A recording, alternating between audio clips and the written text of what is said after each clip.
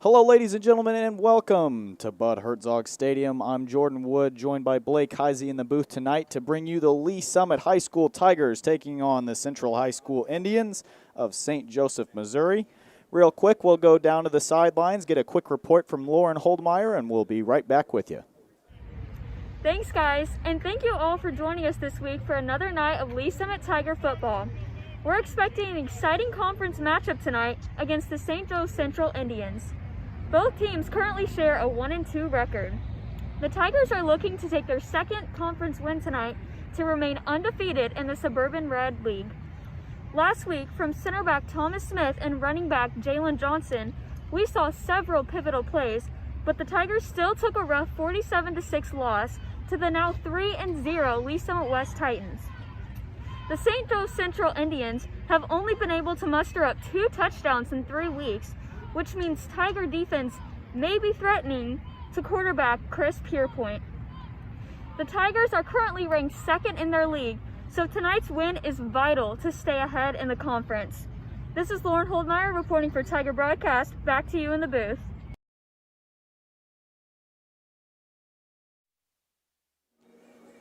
Thanks, Lauren. We're about 3 minutes and 30 seconds out from kickoff right now. Both of these teams coming into this one 1-2. Lee Summit in their most recent one taking a loss at the hands of Lee Summit West, a bitter one in a crosstown rivalry to swallow. Hard game to watch if you're a Tigers fan. But they handled Central last year, got the job done. They're coming back here again, hoping to do the same. Heisey, what do you think the Tigers need to do tonight that they didn't do against West in order to bounce back from a less than stellar ball game from the Tigers? Well, Jordan, last week we saw the Tigers score on their very first possession against the Lee Summit West Titans. That's about as good as you could start against a crosstown rival. And then on the kickoff, right after that, about a minute later, Brock Kobel of Lee Summit West runs a kickback 100 yards, and immediately all the Tigers' progress from their first possession was wiped away. And from that point, the Tigers could never recover. That was so demoralizing that even some little plays there by Jalen Johnson that looked electric couldn't fire the team up. So what they need to do tonight is stay focused on all areas of the field. They can't let little, run backs like that happen. That demoralizes you as a team. And in terms of offensively, what they need to do is just run the ball. Jalen Johnson was an absolute workhorse for the Tigers last week. He is going to be their key to getting through this St. Joe Central defense. Well, and Central comes into this one with a defense that's not quite the same as Lee Summit West. They're not going to be stopping that run as they were against against the Tigers last week. So you may see him go to that run game a little more. We may see Coach T go to Tommy Locke a little bit more, try to get his confidence back in that arm through one pick. And other than that, played pretty well whenever he was throwing the ball last week. It just was a good defensive effort from the Titans all around, really, and that's what sort of slowed the Tigers down. I think really ruined their momentum after they saw that run back happen. They looked like they never really got their footing. And I think that was what the issue was. So if we can see the Tigers, like you said, come out early offense, get it going, and then, like you said, batten down the hatches on the little things, stop the run backs, things like that, that will definitely help confidence and get them ready to go here for tonight as we go into week 5 now. Week 4. Week 4, That's yes. math. Yes, Jordan, week 4. Week 4 of high school football. Again, both of these teams 1-2 coming into it. It's going to be an interesting ball game. About a minute out from kickoff. We'll hush up here in the booth for just a moment. We'll be right back with you when we get things started.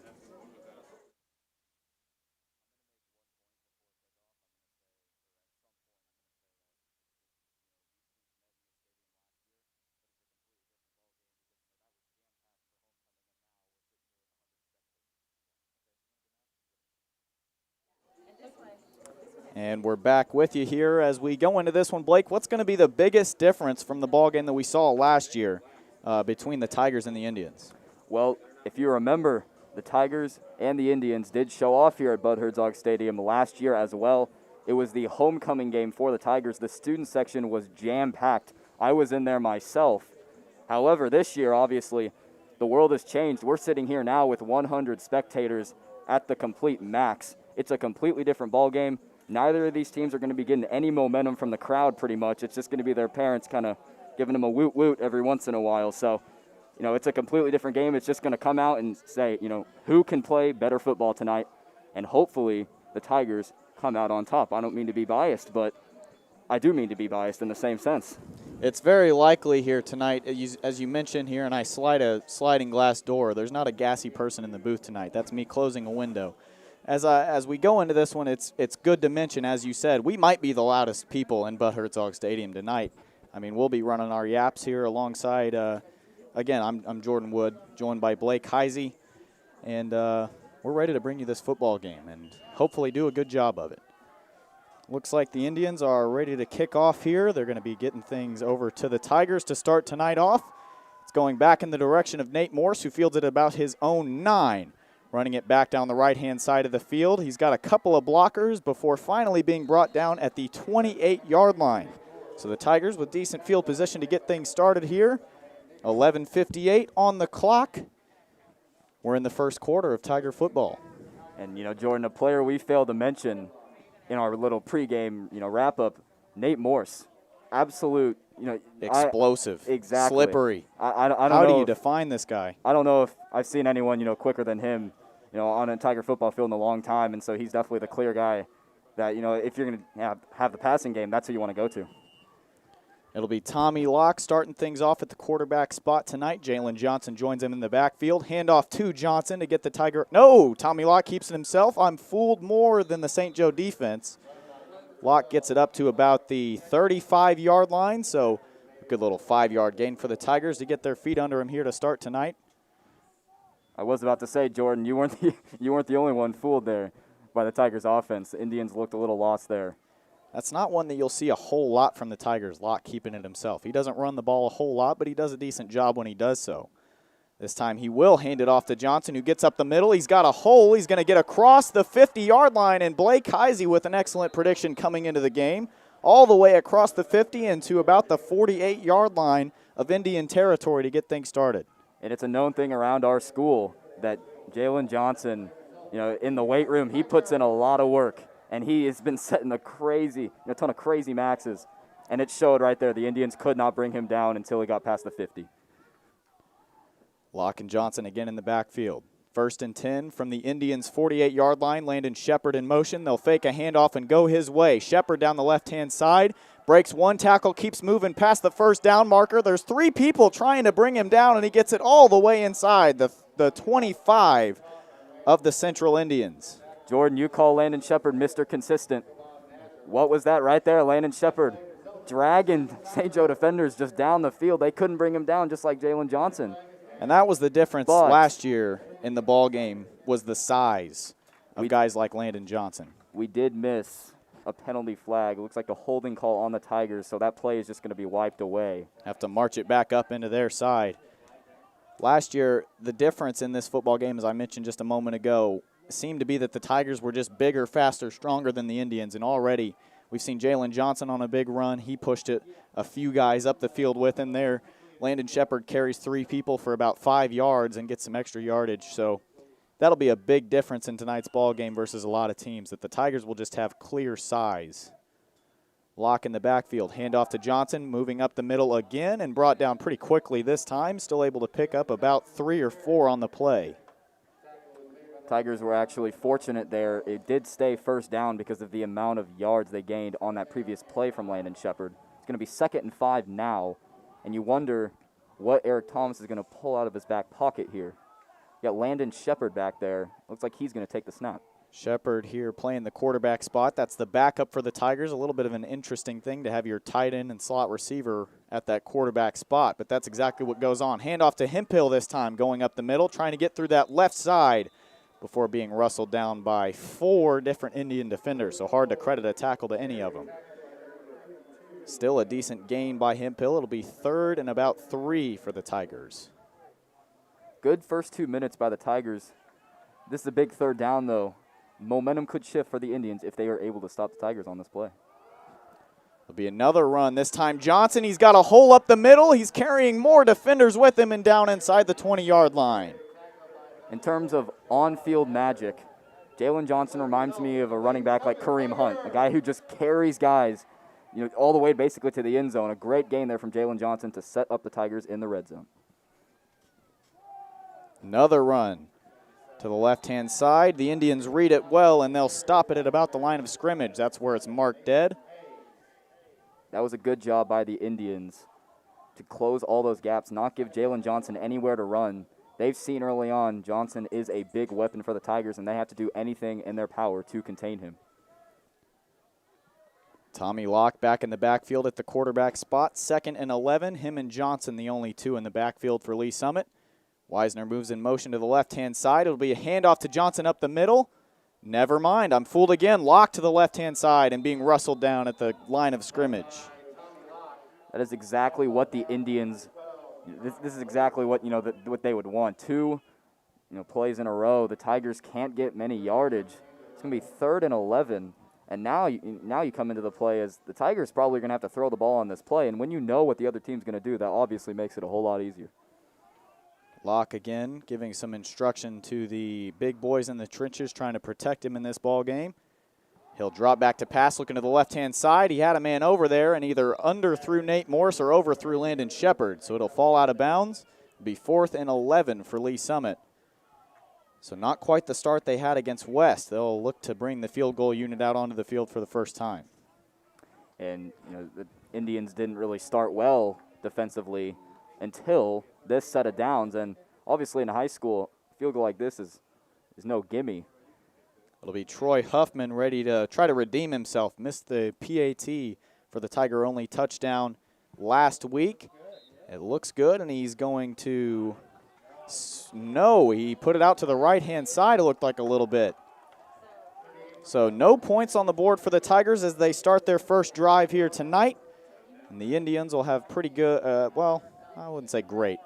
They'll have field position at the 20, we'll say that. I don't know really if it's great or bad. We'll have to see what this Indian offense can pull out of the bag as they look to get things started tonight. Exactly what the Indians coaching staff was probably hoping for there. This is basically a fresh start for them with 8:24 remaining in the first quarter. Stone Wettlaufer will be the quarterback tonight. I apologize to anyone who knows Stone who may be mad at me for mispronouncing his name. Snap gets fumbled there. A handoff down the right-hand side. Looked like Angilo Reed took it to the right and didn't really get anywhere out of it. Brought down right around the line of scrimmage. Once again, great job by the Tigers there to pounce on that snap. That they obviously put the Indians very under pressure there, and obviously a player didn't. That's unfortunate. Already an injury on the field. 8 minutes still left in this first quarter, just about 4 minutes into play. And we'll join everybody else in the stadium here at the moment and go into a little moment of silence for whoever is down on the field.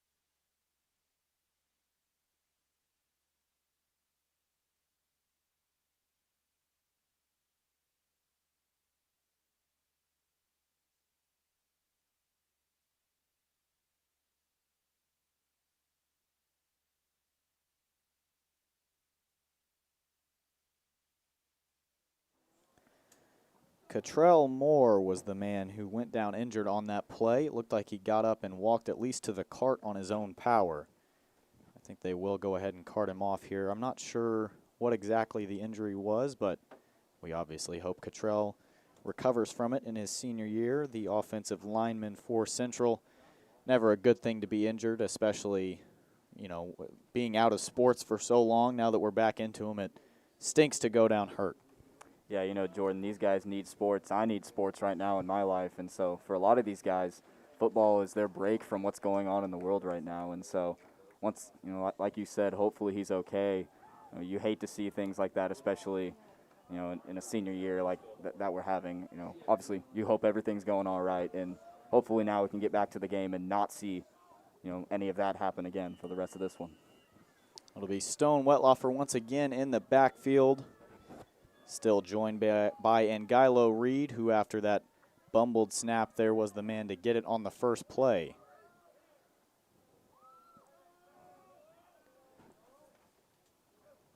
Wetlaufer gets it, drops back to pass, looks to the right-hand side. The Tigers are all over it. Penalty flag thrown, but there's a momentum booster for the Tigers defense, who didn't have the best week last week.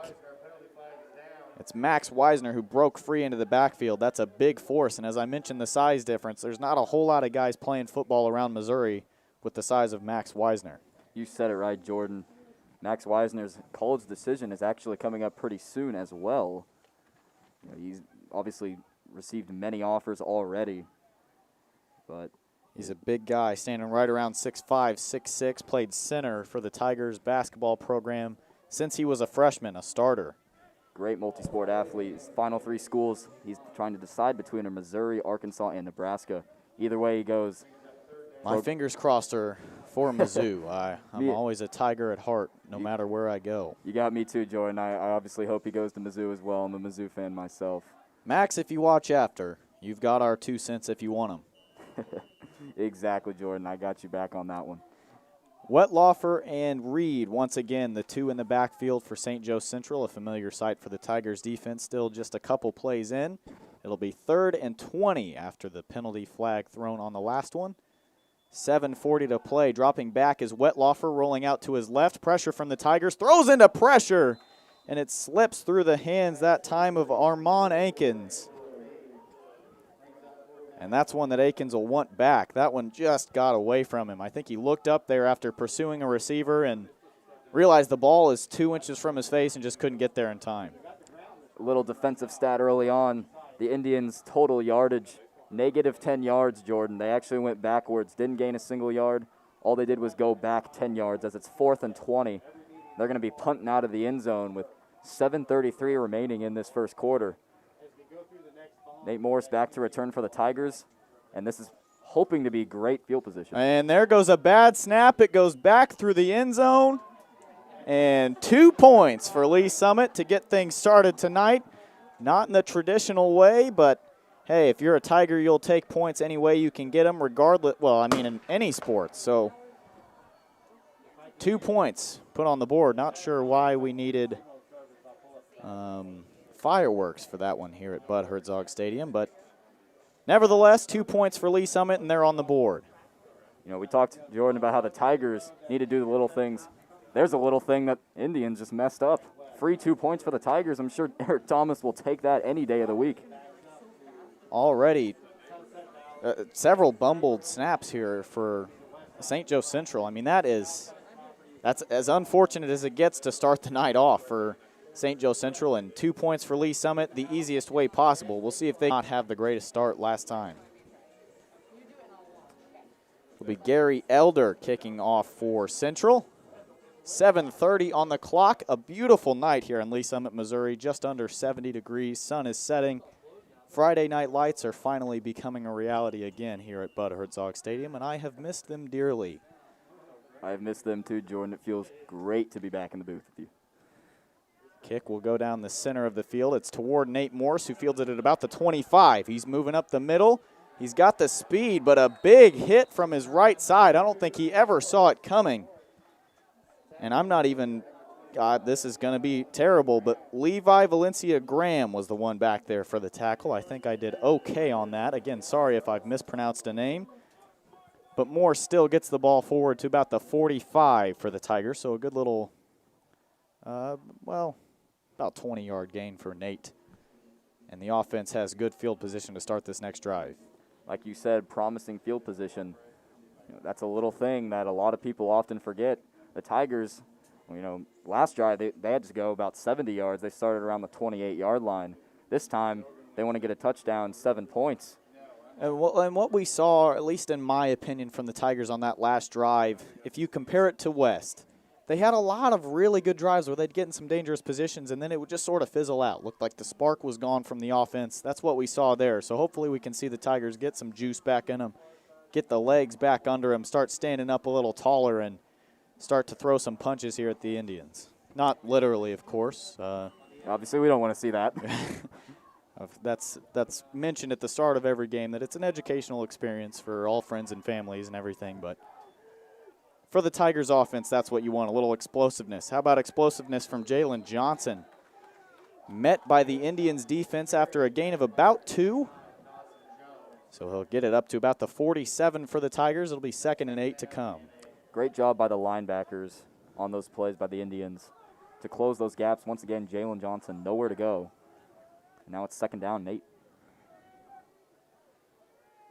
Locke joined in the backfield by Johnson still. Handoff goes to him up the middle and gets it all the way up to cross the 50, up to about the 48-yard line. Now every single time the Tigers have handed it off because of those 2 little fake plays, I start to look and make sure Locke's not holding on to it. I'm sure the Indians are doing the same thing, and that's allowing Johnson to get a couple extra yards on that run.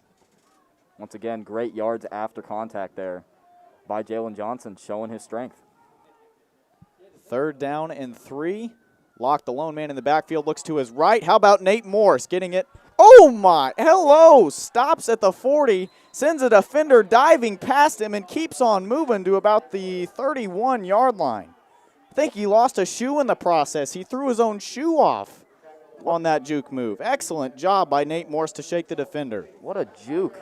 Nate Morse so fast, so elusive, throwing the Indians off completely. That corner had no chance. Great field position now. Locke will calm everything down here. Looking out to his left to Benassi. Now to the right-hand side, he's got Nyseem Brewer. A little shimmy move to try to get around one. Breaks a tackle and gets it to about the 28-yard line. Solid 1st down. That's about half the yardage you need. Looks like it's going to be around 2nd and 5. Finally, the Tigers offense getting a little oil in them, starting to move up the field. You call Landon Shepard Mr. Consistency. Mr. Consistent. I don't know which one you call him, but that's what the Tigers works, that's what the Tigers offense needs to be in this game, consistent. They can just get consistent yardage every play. They will be successful in this game. It's Locke, Shepard, and Johnson in the backfield. Just under 5:30 remaining. A man in motion for the Tigers is Max Weisner. Hands off goes to Johnson. He runs in the direction of Weisner, who gives a good block before being brought down at about the 28-yard line. Might see another run here as it looks like he's just short of the 1st down. 3rd and 1. Bet Johnson gets the ball again. That's exactly what happens. Johnson trying to push forward, and I think they stopped him short. So the Indian defense forcing 4th down for the 2nd time. The Tigers will keep their unit out there and try to push it past. For that one last little yard, they got to get there to keep this drive going. Locke and Johnson in the backfield. Locke does not keep it himself, gives it to Johnson, and this Indian defense is showing the Tigers up right now. Look 2 at that. 3 and outs. Well, a 3 and out in their first possession and then a turnover on downs in that one. How about this from this Indian defense? Not at all what we saw last year, but they've come out with a little swagger about them. 3 straight stops on 3rd and 1, 3rd and 1, 4th and 1, whatever. The Indians, that is a huge stop. And that's the type of things that change momentum in these football games. What a stop from that line. Way to hold that. I agree with the call to go for it on 4th down. Just the Tigers couldn't execute. And if I'm in the booth, I'd like to see a little more out of Jordan Hempel. He's a fast guy in that backfield. And he had a great game against West just about every time he touched it, getting big yards. Handoff here will go to Reed, trying to spin around somebody. Maybe the defender just spinning him around, and it'll be a tackle in the backfield for the Tigers. Once again, a great job by the Tigers, being aware of the run. And once again, the Indians have just gone backwards. Negative 11 total yards so far. Just under 4:30 remaining here in the first quarter. The score 2-0 after a bobbled snap in their own territory. The Indians let go of it for a safety. And that's the only 2 points we've got on the board to this point. The Tigers offense been stopped twice. The Indians just getting their hands on the ball for the second time here. Ball on about the 24-yard line. It's 2nd and 11 for Central High School. Wetlaufer in the backfield, little pitch to Reed. Tigers are swarming. They're going to get to him at about the 20 and bring him down once again for a loss in the backfield. The Indians continue to go backwards. Once again, back to negative 12 total yards now. The Tigers have yet to let the Indians go forward on a play. And on this 3rd down, we're likely going to see a pass play here from the Indians. Watch Max Weisner on the outside trying to get to the quarterback. That's someone obviously who you want to watch. He's going to be a future D1 player. And I feel like he can get to the quarterback often tonight. That's a Tony Romo type call up here. We'll see if you're right here. A little Mystic Mac prediction from Blake Heisey in the booth. He was right about Jalen Johnson earlier. We'll see what he says about Weisner if it comes true. About 3 minutes remaining here. Snap goes to Wetlaufer looking to pass. Weisner was there for protection, or rather for pass rush, but the ball is caught just short of the first. Tigers able to wrap it up, and it'll be 4th and short. I was semi-right, Jordan. Weisner did get to the quarterback. He did, and if his hands had been a little closer together, he might have had an interception there. I think he threw it right in between them, just over the helmet of Weisner. And look at this. The Indians are staying on the field on their own side, their own half. They're going for it here. Again, they've not had the greatest success. That's their first time really moving forward with the ball to this point. So we'll have to see here how they're able to react on offense. They may just be trying to get the Tigers to jump offside as well. The Tigers need to watch the ball here. 4th and 1. New man in the backfield is Valencia Graham. It'll be a sneak for Wetlaufer. And I believe he got it, a 1st down for Central. So they'll move the chains here and try to get a little momentum going for themselves, try to answer back to the 2 points the Tigers have. And that takes a lot of guts early on in a game like this in the first quarter to do something like that. The Tigers are only winning this game 2-0. If the Indians were unsuccessful on that QB sneak, the Tigers would have had amazing field position. But here the Indians are keeping their drive alive, getting closer to midfield. Still Wetlaufer joined in the backfield by Valencia Graham. Graham just to his right, 2 receivers to either side. Handoff will go to Valencia Graham, brought down immediately in the backfield by the Tiger defense. They've done a great job to this point, aside from the little sneak there of stopping the run. And the Tiger defense, once again, swarming any time the Indians have tried to move forward. Dominic Nave there getting around the Indians' offensive line and getting right in there, busting that play up. 2nd and down and 11. See what the Tigers defense can do here. If I'm going to be a predictions guy all night long, I would predict a pass play here, but that's just me. 1st down and 10, or rather 2nd down and 11, 1:10 left. That's what I was trying to get out. Wetlaufer still joining the backfield, looking to pass. You were right about that much. It's overthrown on the target. That time back in protection was Jimmy McGovern, able to cause that pass to go awry. And we're under a minute remaining here in the first half. As you said, under a minute left, 59 seconds. The Tigers could get this ball back before the end of the quarter. Obviously, they'd be in no rush. Second quarter and plenty more after the first quarter, but obviously it's kind of a moral victory to get a team off the field and maybe have the ball as a quarter ends in your own possession. Once again, I bet we're going to see a pass play here. There's a lot of yardage to go for the Indians. 3 on the right side. Wetlaufer just 1 for 2 in his 2 pass plays to this point. Austin Robb jumped that snap perfectly to the near side. Wetlaufer rolls out to the right side. He's got a man downfield and a completed pass for the Indians. They'll push it across the 50-yard line, and there's still 51 seconds remaining. You said it, Austin Robb came around the outside. Obviously, that play was designed for the Indians quarterback to roll out and find the pass that he found. Great execution there from the Indians, and now they are on the Tigers' side of the field. That was Jackson Stockwell downfield making the grab for the Indians. And a big 1st down and a huge momentum swing here for Central High School. Wetlaufer still in the backfield. I don't think we'll see another quarterback tonight. Snap and a flag goes up. We'll have to wait and see here officially. PA announcers in the booth immediately jump to say false start, and that will be the call. So we'll have 25 seconds left, and the Indians, after a big play and a completion from Wetlaufer to Stockwell, they'll have to back up and take 5 yards off of that. So after the big morale boost, they'll have a shot to the morale and have to step back a little while. That's a penalty that probably killing their coaching staff. You do all that work to get right across midfield, and now they're right back across. And now they got 1st and 15.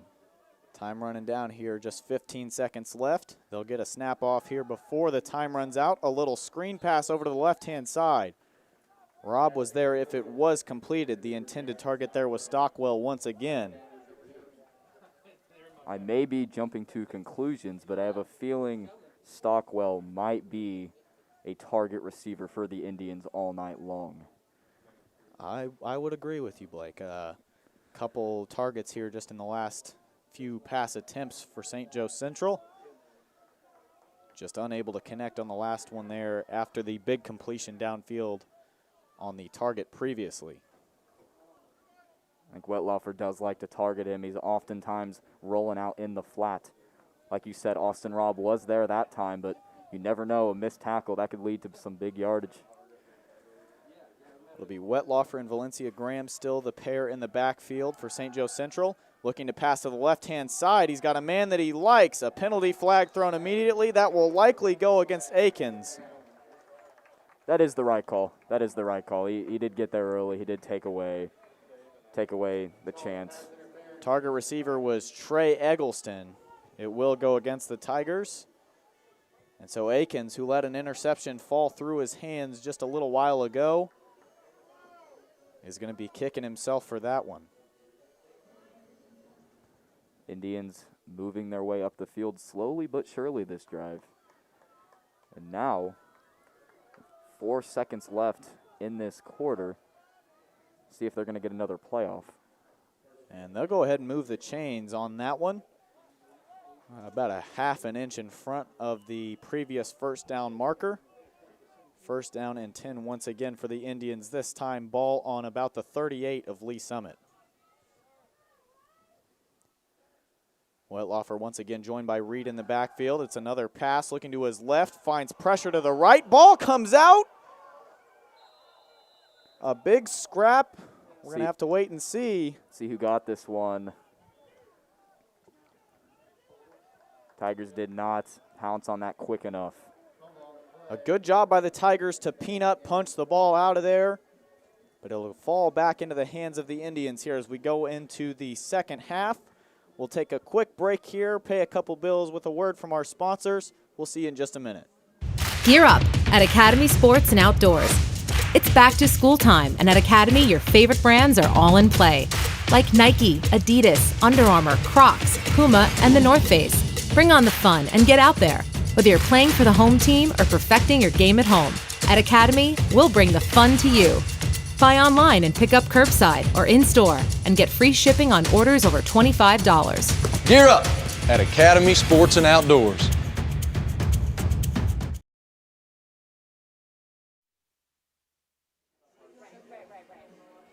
"12 minutes added back onto the clock. The Indians down 2-0 to Lee Summit High School after a safety earlier on in the ball game.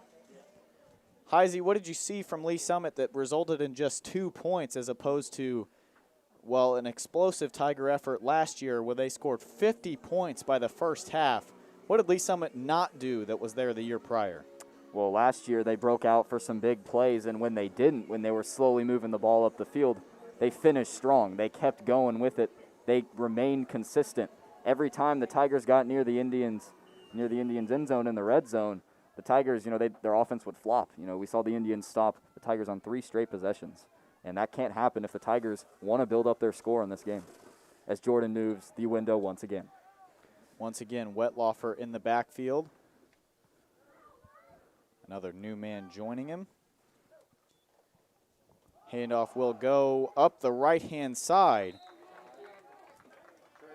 That was Trey Eggleston, the man holding the ball for St. Joe Central that time around. He's been targeted a couple times as a wideout.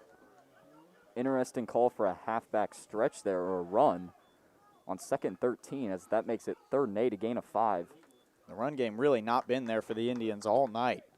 And going for it in, again, as you said, a long ways to go in a situation like that. When it doesn't work out, it's another big jab to that team and hurts the morale a little more. Clock still running at about 11:20. Eggleston still the man in the backfield joining Wetlaufer. And a timeout will be called by St. Joe Central. They just couldn't, I guess, dial in the play down there on the sideline.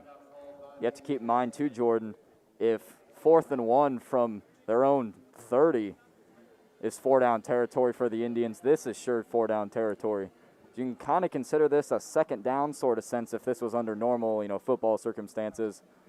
They're going to have 2 downs to get 8 yards here. That's going to be their plan, unless something catastrophic happens and the ball goes behind midfield for a bad snap over the QB's head. Well, and I think you have to be a little cautious of the punt unit after what happened last time. Again, that's the only reason there's points on the board was because of a bad snap. That's a great point there, yeah. And we did see them go for it on 4th the last time. Again, it was just 4th and 1, but if they get to that margin, they may very well just go ahead and try to go for 4th down and convert it there. A quick update from earlier on the injury. Cottrell Moore was the man who went down on just the third or fourth play for the Indians. He had a wrap around his arm, which is never a good thing, and he was just carted off. There's an ambulance waiting for him, so they're going to be looking at that arm.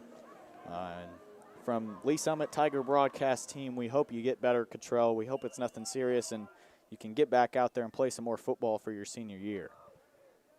You said it perfect, Jordan. Once again, Wetlaufer in the backfield, a man in motion. They'll go to the left-hand side. It was the man in motion. They'll get the first down. A flag was thrown.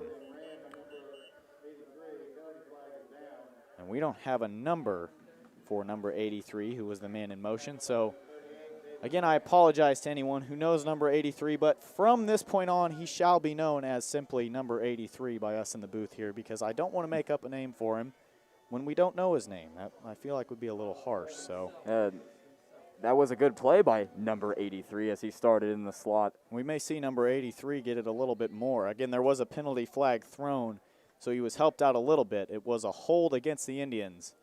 So they'll have third down and a little bit further to go. Like I said, he started in the slot and caught that fly sweep and took off.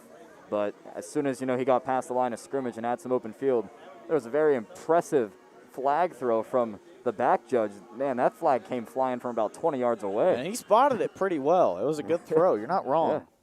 Maybe played a little quarterback himself back in the day. 3rd down and 21. 3rd and a country mile here for St. Joe to try to convert. I will tell you the Indians are definitely throwing the ball here. Most likely, I would agree with you here, Heisey. And you're right, once again, Wetlaufer to the left-hand side and trying to run with the ball before he caught it. That was Asher Catechus. And again, just gets a little too ahead of himself, tries to turn up field before he ever had a chance to actually grab the ball. Catechus, the sophomore, like you said, just tried to run before he caught the ball. It's little things, and oftentimes it's easy to overthink. You're a young player in a varsity game. Motions can run high. Things like that happen. You just have to move on and get to the next action. And when you got 21 yards to go, it's hard to focus on what's going on. That was nearly blocked by Lee Summit. And this one's Indians are gonna have a first down on this one. They're gonna get him for running into the kicker. And he's frustrated with the call. I believe it was Kyle Girding that snuck back in there. Tell you what, Jordan, he was very close. Oh, he actually picked up the flag. That's not going to go against the Tigers. Maybe doing a good job. Kyle is a member of our broadcast team, called a couple of basketball games for us there, using his mouth, using the skills of talking that he's learned from us up here in the booth. We like to think that we teach them well in our program, and I think we did there. They'll go ahead and pick up the flag. I've never really seen a player talk a ref out of a decision like that, but he does it there, and regardless of that, it was a good kick. A good punt, rather, so it'll go all the way down inside to the 14. And the Tigers, for the first time tonight, really being tested, not able to have very good field position to start a drive. I think he really did talk the official out of that flag. I really think he did. because I didn't see any other officials go up to the other officials. So great, like you said, great use of talking by Kyle Gurdon. Locke once again finally getting back out onto the field here. 10:35 left in the second quarter, joined by Johnson in the backfield. That's who will get it. He goes to the right-hand side, slammed down to the ground at about the 20-yard line. Once again, good job by the Tigers defense there. Or sorry, the Indians defense, I should say. 2nd and 4. Shepard will be the man taking the snap once again as Locke will come off. The Tigers giving him a new look here. Just the second snap Shepard has played at that quarterback spot tonight. He's got Johnson and Hibpill with him in the backfield. He'll keep it himself, tries to sneak up the middle. He's going to get to the first down, spinning around a couple defenders, and finally being brought down just past the 31-yard line.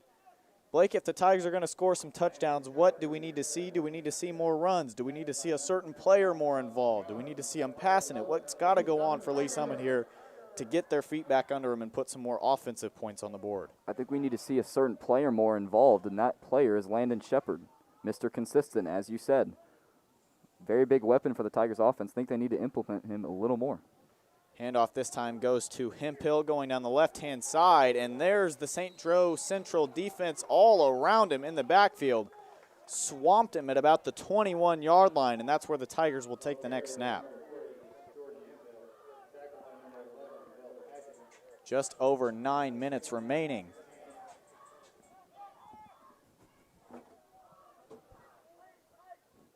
Locke will be once again in the backfield, joined still by Hemphill. Three receivers to his right, one to his left. Locke dropping back, rolling out to the right-hand side. He's got 3 guys there. He finds Nate Morse.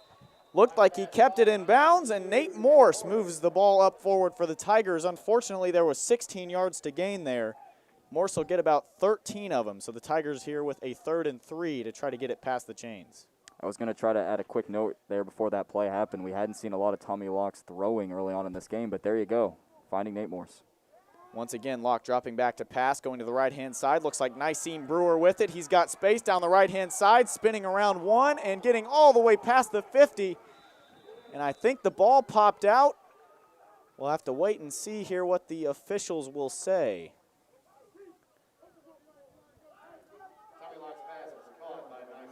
And I believe that they're saying the Tigers held on to it. So Locke will stay on the field, and the Tigers, we can breathe a sigh of relief here as they'll move the chains forward, and not only that, but getting all the way up to the 47 in Indian territory. Locke, the lone man in the backfield, 4 receivers stacked to his right.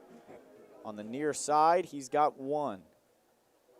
He's going to that near side. It's caught quickly. Good reaction that time. It was Anthony Wilson on the reception. Looked like he wasn't even looking at the ball by the time it had arrived to him, but he's still going to get it. And about a 2-yard gain there for Lee Summit. Might have been only a 2-yard gain, but I will say that's a fantastic catch by Anthony Wilson, getting low to the ground, hauling it in, actually not letting the ball touch the ground. That's a great catch. Locke and Johnson, or rather Locke and Hemphill in the backfield. Shepard goes in motion to the right. Hemphill will get it and run that way. He's got speed to burn. He's going to use it around the outside. And had he got around that last defender there, it might have been daylight to a touchdown. We'll see 3rd and 1 for Lee Summit here as they try to convert once again on 3rd down. Locke and Hemphill again in the same formation. Handoff goes to Hemphill, dancing around, getting to the left-hand side, pushing past the first down marker and getting it all the way up to the 36-yard line. So with 7:20 remaining, the Tigers knocking on the door, trying to get in there once again. Last time the Tigers had a 3rd and 1, Jordan, you said you wanted to see Hemphill after we saw Johnson a little bit, and there you go, Hemphill getting the first down for the Tigers, continuing the drive. 5 receivers for Locke as he's the lone man in the backfield, rolling out to his left-hand side. He's looking downfield. He's looking end zone. He's got a man there, and it's going to be caught for a touchdown. Anthony Wilson in the end zone for Lee Summit High School. And at just under 7 minutes, the Tigers have an 8-0 lead. What a catch. Anthony Wilson, I said his 2-yard catch was good. How about that one, Jordan? He went sidewinding, flying in the end zone, caught that ball, colliding with 3 Tiger receivers that were there ready for the touchdown. And it's Anthony Wilson coming up with it and putting 6 on the board for Lee Summit for the first time in a little over a week. Seriously, what a catch, and great knowledge there by Tommy Locke to loft that one into the end zone. I don't think that was actually Wilson's route, but Troy Huffman trying to get things back into shape for himself. Knocks that one through the uprights, and things are all good once again in Lee Summit, as the Tigers have stricken for the first time tonight, if that's the correct form of that word. I'm sure that it's not. I believe now that I've said it, it is struck. I think it is struck, go ahead Jordan. and back that up. They've struck for the first time tonight. Again, 6:59 to play, 9-0 Lee Summit High School. What a turn of events there. And it all started with Hemphill keeping the drive alive. As Jordan said, we wanted to see some more Hemphill, and there you go. Keeping the drive alive, getting the first down on the 3rd and 1, and then a beautiful pass from Tommy Locke and an even better catch from Anthony Wilson to make this a 2-possession game. And again, how about that throw? He was on the run, 3 defenders in front of him applying pressure. He heaves that one up from a little over 30 yards out. Across his body, too. Puts it on the dime. He's rolling out to the awkward side, and a touchdown for Lee Summit. Dare I say it, showing a little bit of resemblance to a certain Locke family member. That time putting the ball in the end zone for Lee Summit. Tommy Locke with another touchdown for the Tigers. Like you said, must run in the family. Cousin of Drew Locke, Denver Broncos quarterback, showing signs of Drew Locke there. Fantastic throw. Troy Huffman ready to kick off for Lee Summit. Again, 9-0 our score. If you're just joining us, I'm Jordan Wood, joined by Blake Heisey. Will Small returning this kick for the Indians. Several Tigers all the way around him. He's going to get wrapped up and staying on his feet, finally being brought down. He broke about 3 tackles consecutively there before being marked down at around the 19 or 20-yard line. I'll tell you what, from my days playing football, when I was a kick returner, something you don't want to do is run horizontally like we saw there. You want to just, basically go into the pile, try to follow your blockers. All he really did there was drive a ton of Tigers defenders to that side of the field, and the Tigers were there. He met all of them. Yeah, he met all of them. The Tigers were sure there to meet him and bring him down there. I mean, he did almost actually escape, but obviously he wouldn't have gone very far. Like I said, Tigers' whole entire team had shifted to that side of the field. Ball spotted at the 20, 6:48 remaining here in the first half for Lee Summit High School. A botched snap on a punt, leading to a safety for Lee Summit. And then Tommy Locke there with a big throw and catch to Anthony Wilson in the end zone, putting 7 points on the board after Troy Huffman knocks the PAT through. So now we'll see St. Joe march out onto the field once again to try to put some points of their own onto the field. They've not done bad on offense tonight. They've definitely looked better against the Tigers than they did last year. They do definitely look better, Jordan. That's a good observation from you. Obviously, this game last year was already way out of hand at this point. Wetlaufer in the backfield once again for St. Joe Central. They'll fake the handoff there to mystery man number 83, and instead they'll try to get it up the middle to Trey Eggleston. But the Tigers defense is all over it, and they'll stop that at the line of scrimmage. I really like that play call, I will say, from the Indians to fake that fly sweep handoff to number 83. 83 had a big play the last time. It was brought back because of a penalty, but you're right. I love that play call because obviously the Tigers are going to be looking for that sweep and to prevent that, and that was a great play action there. Eggleston and Wetlaufer looking over to the sidelines, making sure they've got the play call correct. They've got a man to the right and 3 receivers out to the left.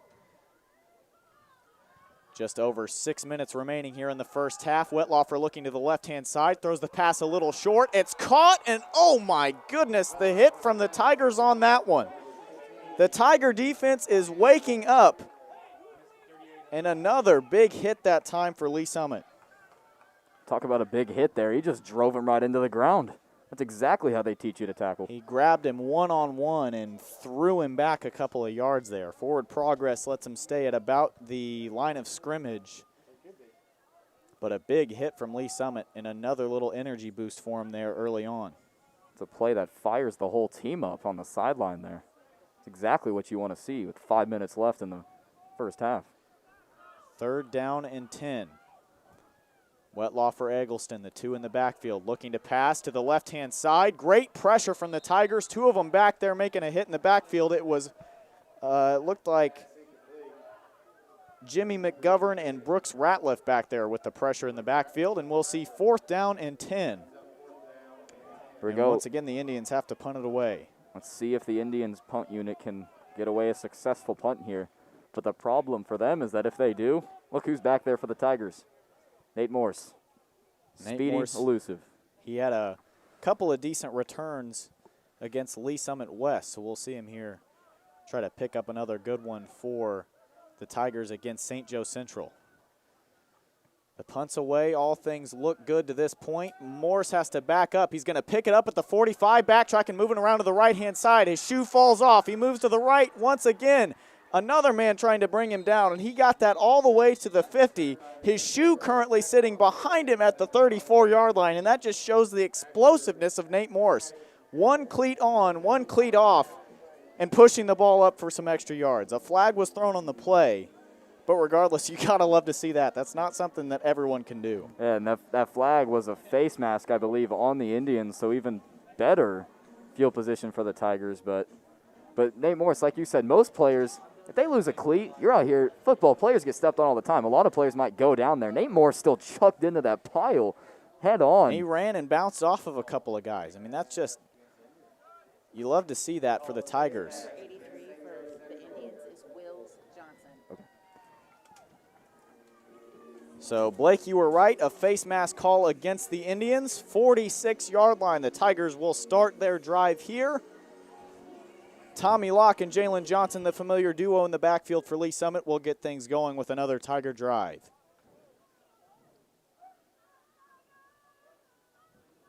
Locke ready to go. Fakes a handoff up the middle. Oh, man, look at the pass there as he's being brought down to the ground. Gets it off to Weisner, who tries to get it back to the line of scrimmage and maybe a little more. That's not what that play was designed for. Locke being brought down in the backfield, and even the PA announcer here next to us somehow getting the pass off is the call. As he's going around 360 spinning, being slammed to the ground, gets it off to Weisner. Yeah, Locke acted on instinct there. That was obviously not, like you said, that was not how the play was designed to go. And, Jordan, we actually have a little note here. We've gained some information. Number 83, our mystery man on St. Joe Central. His name is Wills Johnson. Wills Johnson. No longer a mystery man to us in the booth. We'll try to have to keep that memorized up here. I'll have to keep looking down at that note if we see any more of those jet sweep calls from St. Joe Central. And I will say Wills Johnson has played very, very well so far for the Indians, a great offensive weapon. I'm going to miss calling him number 83. That's always a fun thing to do in the booth. Handoff goes to Johnson up the middle. He's tripped up and brought down just behind the line of scrimmage. So once again, the run game for the Tigers starting to halter just a little bit as Johnson brought down in the backfield. And, that's kind of not what you want to see as the game goes on, especially in a game you're winning. You want your run game to progress as the game goes on rather than to, decrease, and see if Johnson can, get back on foot. Locke and Johnson still the 2 in the backfield. 3 receivers to the left, 1 out to the right. Snap, Locke dropping back, ready to pass. He's got a little screen pass this time to Landon Shepard, who gets it across the line of scrimmage up to about the 38-yard line. Interesting call now. Interesting decision to be made. Are the Tigers going to punt this one? Or are they going to keep their offense on the field? It looks like they're going to punt it. It'll be 4th and about 7 to go. Again, just 3:15 left. And the Tigers are going to go ahead and punt it away. We saw Alex Benassi make his punting debut last week, or well, I guess this year, at Bud Hertzog Stadium. It was his home debut. And he had a few beautiful punts out there. Again, the Tigers offense not doing a great job of getting the ball in the end zone. They had some good drives, but we saw Benassi a few times, and he did a pretty good job when he was called on. The snap's a little low. He's still going to get one off. It's a high one all the way back. It looks like it hits ground at about the 20. And what did I say? That ball will be picked up at about the 1-yard line, and the Indians couldn't have worse field goal position. And there's just 2:40 left for this Indians offense to take over. Alex Benassi, another beautiful punt. I think, Jordan, our predictions have been solid all night long, if I say so myself. What a punt by Alex Benassi. As you said, the snap was not the greatest, so obviously that's a tough one to recover from. He had to get that punt away quickly and dropped a dime, as now the Indians are backed up, and I don't know. I don't mean to make even more predictions, but there's a chance we could see another 2 points on the board here for the Tigers. We'll see if the Tigers defense can act as quickly as they did against the run game earlier on. Again, they were stopping that Indians offense pretty much any time they tried to move the ball forward when it was a run play earlier on. We'll see a timeout called. I believe it was called by the Indians, so we'll be quiet here for just a moment, catch our breaths here as the action comes to a pause. 2:39 left in this first half. We'll be back in just a moment.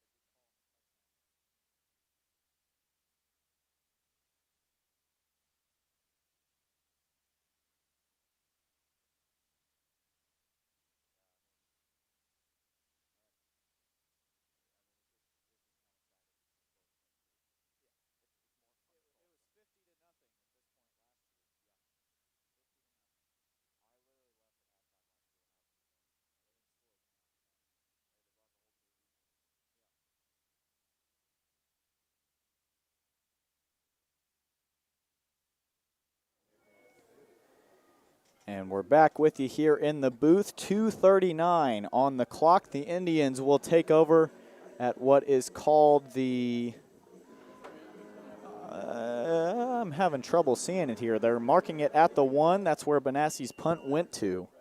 Again, a beautiful punt from Alex Benassi. Kind of more like the half-yard line almost. That thing is pinned back there. And that's where, unfortunately for the Indians, they'll have to take over. Man, that's not what you want for the Tigers. Offsides. And that's a good help for the Indians. They'll get to move forward on the Tiger error. So it'll be 1st and 5 rather than 1st and 10. So a little more breathing room, but still not out of the mud just yet. I bet Jason Wright, the Tigers defensive coordinator, is livid at that one. You have a chance to get another 2 points like that, and you're giving the Indians free real estate. That's not what you want. We've seen the yellow flag come out against the Tigers a couple of times tonight. And this one, a crucial time for it to happen. The handoff looks like it goes to Egglestein, who has stood up as he was going down. One Tiger went for the leg, started bringing him down, and the other one went for the upper half and broke him back the other way. Met him right at the line of scrimmage. And gained a yard. 2nd and 4. Just a little over 2 minutes remaining. Eggleston's quick back there. If he gets some daylight, he can break for one. But the Tigers to this point doing a good job holding him. He is the, I believe, 4th running back that we've seen to this point get his hands on the ball. So we'll see if they continue to go in that direction. Wetlaufer still in the backfield with Egglestein. Handoff goes up the middle. He's got a little space, and he's going to get the first down. And that's going to be about it. Eggleston moving the ball, not just that all the way up to the 19-yard line where he's marked down. The Indians have 1 timeout remaining. Tigers have all 3, but minute 43 seconds left. It makes you think, what are the intentions of this Indians drive? Are they going to try to get on the board? Running the ball every play, they don't have time for that. They're going to have to throw the ball if they want to score. I think at this point, if you're the Indians, you're just trying to keep the ball out of the hands of the Tigers. That's why we're seeing it on the ground so much. Just keep that clock moving, try to get up the field a little bit, and make sure Lee Summit can't put 6 more on the board. Eggleston looking to pass. He throws it into coverage. The Tigers are there for it. Moving down the left-hand side and all the way down inside the 5-yard line. That was Thomas Smith there on the interception. 3 defensive backs for Lee Summit swarming the ball, and it's Thomas Smith, the one that comes up with it all the way down inside the 5 for Lee Summit. Jordan, you kind of spoke that play before it happened. You said the Indians want to keep the Tigers off the field, not let the ball into the Tigers' hands.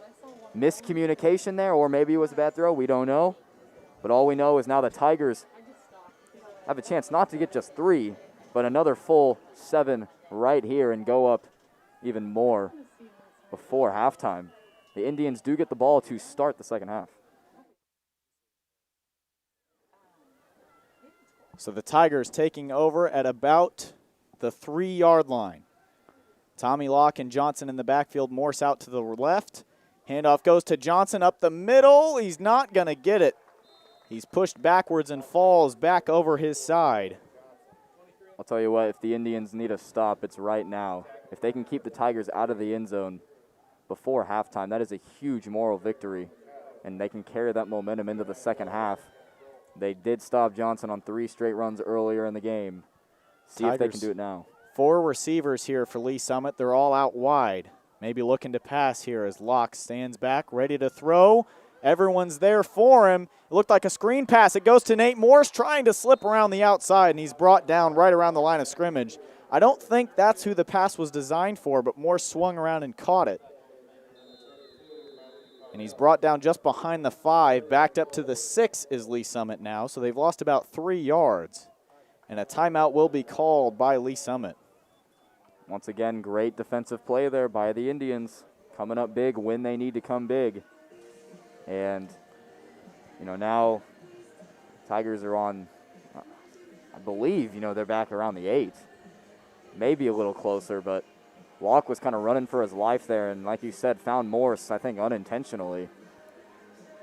And you see that a lot of time, those screen passes. It's designed for everyone to kind of move out of the way on the offensive line and go and block for whoever the screen pass is designed for.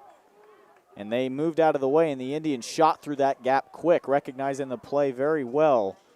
And the Tigers just took a little too long to get it there where they were going to be very effective.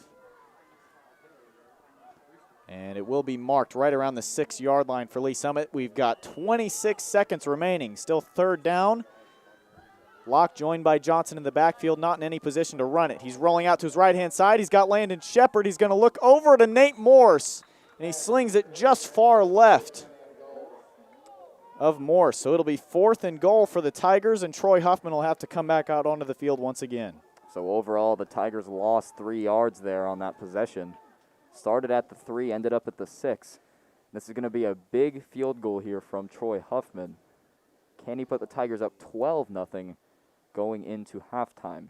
And regardless, that's frustrating for the Tigers. You get the ball on the 3-yard line, interception, Thomas Smith moving all the way up the field to the 3, and you don't put 6 on the board. That one hurts. Very frustrating, like you said. Tigers are definitely feel like they left some points out there. Troy Huffman ready to kick. Did he get it through the right upright? They'll signal yes, so the Tigers will at least get 3 out of the possession. We've got 18 seconds remaining still. And it's 12-0 now the score as Troy Huffman splits the uprights once again. Late signal there from the officials. We got another late signal from them earlier in the game on one of Huffman's attempts. But he did make it through, so 18.4 left. And Tigers, obviously probably not what they envisioned coming into this quarter. And you look at the stats, all the yards and all the stats are kind of in the Tigers' favor, I believe. So you would think this score would be much higher given also, they get a pick 6 and start on the Indians' 3-yard line. But, all that matters is that the Tigers are winning this game. But obviously, if the Indians can put some more points on the board later on in the game, the Tigers, they're going to be mad at themselves for not getting that one, Jordan. Yeah, you don't want the game to be any closer than it has to be, regardless of how much you're winning by. That's why you see teams do what Lee Summit West did last week.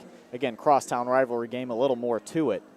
But you saw them go ahead and put up 47 points on the board. There was no shortage of points from them, and there wasn't really a need for it there at the end of the game. But why leave the game closer than it has to be? Huffman goes ahead and boots it away, and he's going to get it all the way back into the end zone there. And so that's where the Indians will take over at the 20-yard line on the touchback. I'll be honest, I was probably expecting a squib kick of sorts there. Maybe run this time down. But, there's nothing wrong with the touchback. Obviously, the Tigers, if you're the Tigers, if the Indians do opt to actually run a play and not just take a knee, you obviously have to prevent, anything big from happening. That would be a huge, moral defeat there. And obviously that would boost the Indians' morals quite a bit, but hopefully the Tigers can just close this one out for the half and go into halftime with a shutout on the Indians. So Stone Wetlaufer once again joined by Levi Valencia Graham in the backfield. 2 receivers to either side. He's going to opt to pass here. Tigers defense all around. They'll grab an arm, play ring around the rosies, and slam him down to the ground in the backfield for a sack. I like that call, ring around the rosy. He swung him around for a long time, and that one, I believe, yep, that's going to send us into halftime, Jordan. It's been a pleasure calling the first half. We'll be back with you in just a moment. The end of the first half, 12-0. So we'll leave you with the sounds of the halftime show. We apologize if you don't hear it super well. We've got some broadcast headsets on, but we'll do our best to turn the sound up for you a little bit and leave those of you who stick around with us with a good show here for halftime. We'll be back in just a moment. We appreciate you tuning in. Once again, I'm Jordan Wood, joined by Blake Heisey, Catherine Randolph running the camera for us tonight, Lauren Holdmeyer giving us any reports you'll see down from the sideline. It's the Tigers on top, 12-0. We'll see you in just a moment.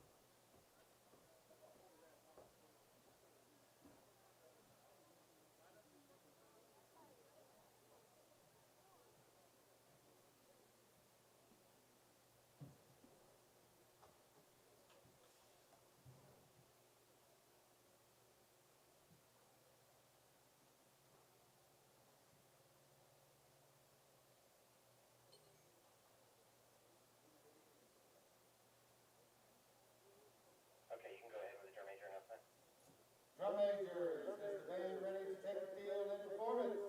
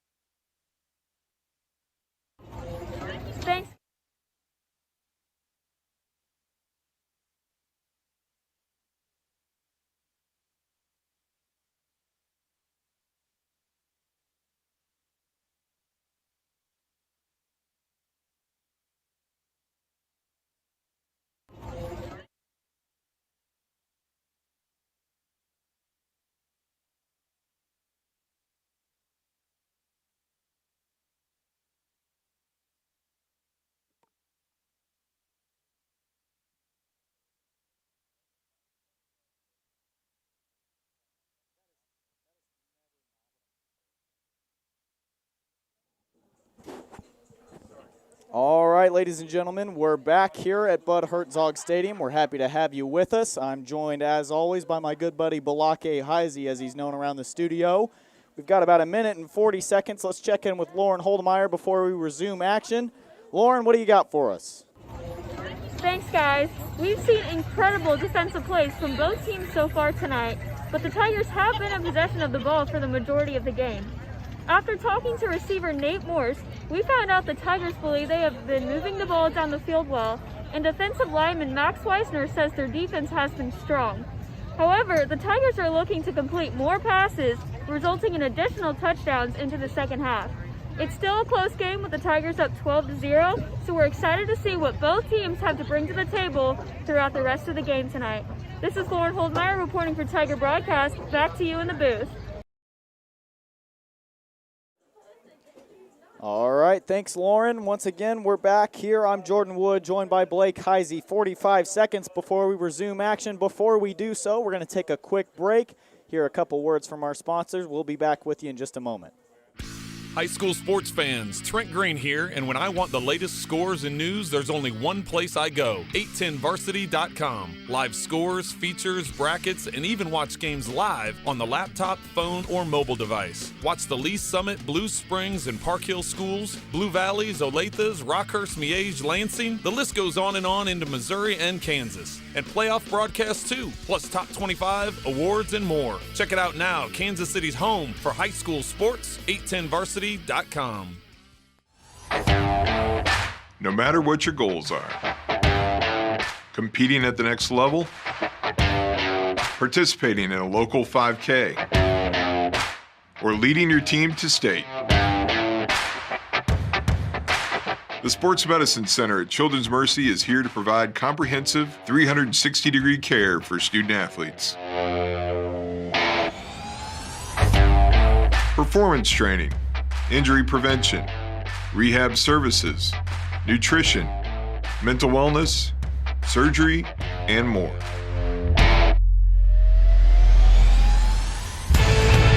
It's not just about the next goal or the one after that.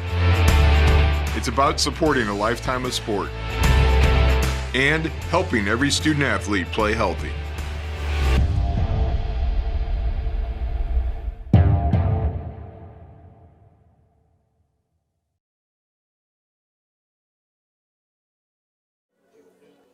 All righty, we're back and just about ready for the third quarter to get underway.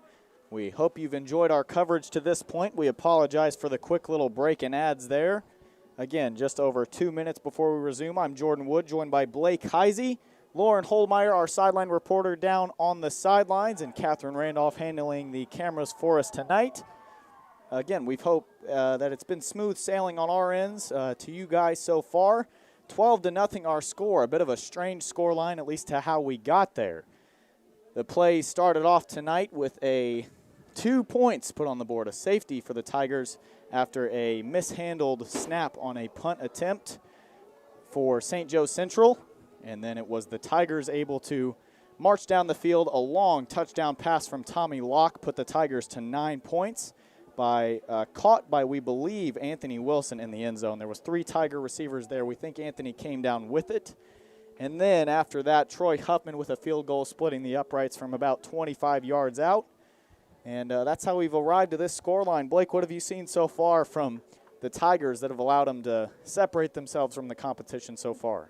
Well, we said before the game began, Jordan, that the Tigers need to do better at just the little things, and they have done better in just terms of playing the game of football. They've done a way better job at doing the little things, like we said. Nate Morse in there, scrambling to get back to the line of scrimmage on busted plays. That's exactly, what you need to keep drives alive.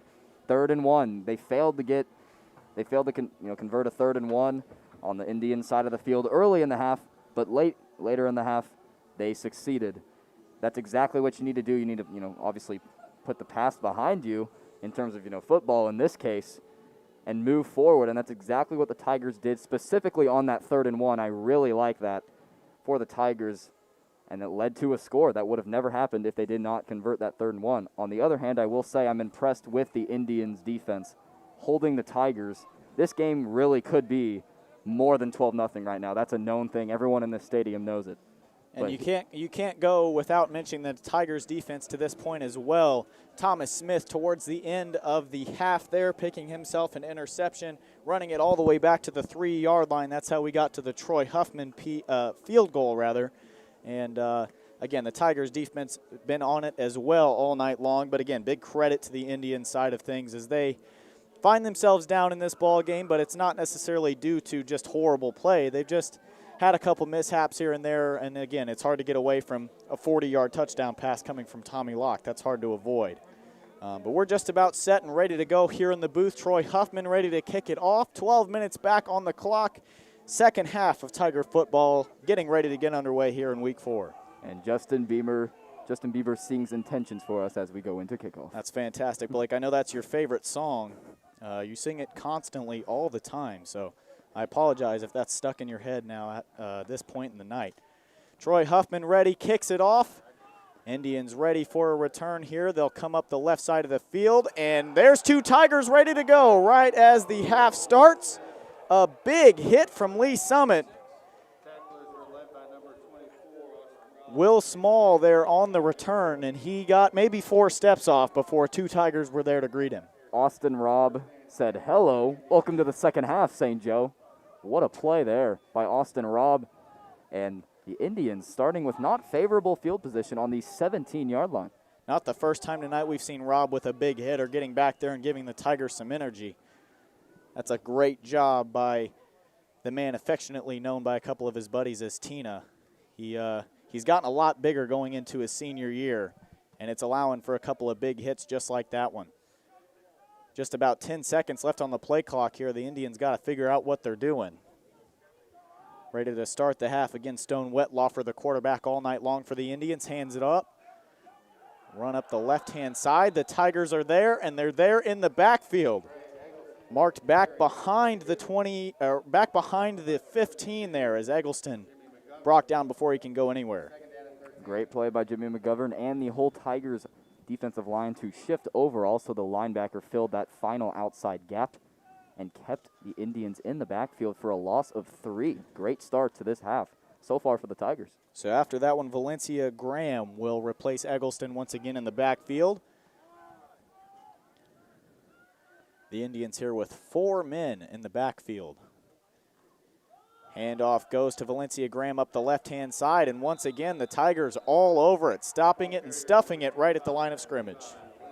Watch for the Tigers to drop their coverage a little bit. It's going to be 3rd and long, 3rd and 11 specifically. And obviously the Indians probably, if they want to continue this drive, are going to have to throw the ball. So that's why the Tigers will probably drop their coverage a little bit. But this is one of those plays, the quarterback's, going to be waiting for one of his players to get open back there. Perfect opportunity for Max Wisner to pick up a sack tonight. That would sure fire up the defense. We've seen him get back there a couple of times. 1 sack to this point. Thomas Smith with an interception in a very similar situation before the half came to a close. He's on the near side. The pass will come in the direction of, I can't quite tell who, a big stiff arm that time, or rather lowering the shoulder into him. That was Eggleston there dodging the tackle of John Moritz, who I guess just stood no chance. A big shoulder lowered into him there by Eggleston. Great cut there by Eggleston to keep the play alive. And just like that, the Tigers' good start to the half is kind of wiped away. The Indians now, the ball on the Tigers' 27-yard line. See if they can do anything with it and continue this drive. 10 minutes remaining here in the third quarter as we open up the second half. Once again, Wetlaufer dropping back, ready to pass. There's the Tiger defense ready for him and wrapped up and sacked in the backfield. That's Dom White getting back there, getting his name called for the first time in my recent memory as far as this game goes. And not a bad time to have your name called, getting in the backfield for a sack. If you know Dom White personally, you know he likes to get fired up. I heard him from the booth. You saw him get that sack, and you saw him get up. He clapped his hands, and he said, "Let's go." Here the Tigers are. That's a great play. 2nd down and 16. Second and a long ways to go. Again, the Indians back 3rd and 11. It's not impossible to get this first down. Snap here. Once again, Wetlaufer looking to pass, rolling out to his right-hand side. Pressure from Lee Summit, and hit and brought out of bounds just past the 20. I don't know how smart of a play that was by Wetlaufer to kind of go head into two big Tigers defenders there, but I mean he got out of it with an arm and a leg, so I mean I guess it works for him, but obviously still 3rd down and 15 now. And in that situation, you maybe tell your quarterback, just get out of bounds or get on the ground. Get the ball away, because in the upcoming play, if you're not able to get rid of it or whatever and you take a big hit, we're going to need a quarterback in that next drive or in that next snap. And in a 3rd and 15 situation, again, hard to believe that they're going to do anything but pass. Flag goes down. Going to be delay of game, Jordan. Yep, they're going to have to take a couple more steps back. So salt in the wound here for the Indians, who were already in a 3rd and 15 situation, now looking at about 3rd and 20. Very first play of this drive, Jordan, you said play clock's going down. And that one just got away from the Indians. Moved back 5 more yards. Long 3rd down here. We'll see what Wetlaufer can do here as he looks to likely pass out of the 3rd and 20 situation. Scanning that left side of the field. He's got a man there he likes. Ratliff was in the area. He watches it fall to the ground as the receiver unable to come up with it is Asher Katakis. It'll be 4th and 20, and we'll see Nate Morris get a chance to have another return. We'll see if he can get both cleats on this time as he tries to bring it back.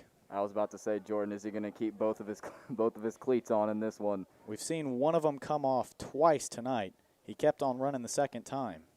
I guess that's when you're so fast, I guess you literally leave your cleats behind in this case. He left the defender behind in the first case where he stopped and watches him dive pass. And again, just kept on running, left his cleat the second. He's going to back up, go ahead and call for a fair catch, a smart option that time as he grabs it at about the 46. And I think they're going to be a little generous here with the mark and spot him down just past, nope, they'll go ahead and even it out right at the 46-yard line. So that's where the Tigers will take over. I think if the Tigers aren't winning this game 12-0 and this is, a little closer game or this is more early on in the game, Nate Morris actually has a return at that. But it's a really smart play by him to just, play conservative. And, you want to preserve this lead. It may only be 12 right now, but you want to obviously build that lead. You don't want anything to happen. And I think that's a really smart play by Nate Morris to just, call it dead, fair catch. And no sense in taking a big hit, especially on on special teams here. And when you're up 12-0 against a team that's not looked great against you all night, why take the risk? And that's exactly what he avoids there. Tommy Locke and Jalen Johnson ready to get rocking in the second quarter, or in the second half rather, as Johnson's going to get the first handoff. He's coming to the near side here past the 50 and finally brought down at about the 47 in Indians territory. Jordan, I have a question for you real quick. What's up, buddy? What would you do if you were an Indian, on St. Joe Central, and you see Jalen Johnson running at you? Get out of the way. Yeah. Yep. I would do the same. I would not even mess with that. Looks like Anthony Wilson goes down hurt on that one, grabbing around the back of his knee, maybe in the hamstring area. He's going to try to see if he can get up here. We saw Sully Creason go out for the season. Another torn ACL for him. I heard the update after last week. Man. And that's right around the area that Wilson was grabbing. It's not what you want to hear, right now. We said earlier, people, like you and myself, we need sports right now, and especially these guys. They're going out to get a break from the world, and obviously Sully Creason, prayers up for him for a speedy recovery. And that's obviously not, that's the complete opposite of, what you're envisioning when you get to go play football on a Friday night. And hopefully now Wilson is all right as well. He looks like he's in pain.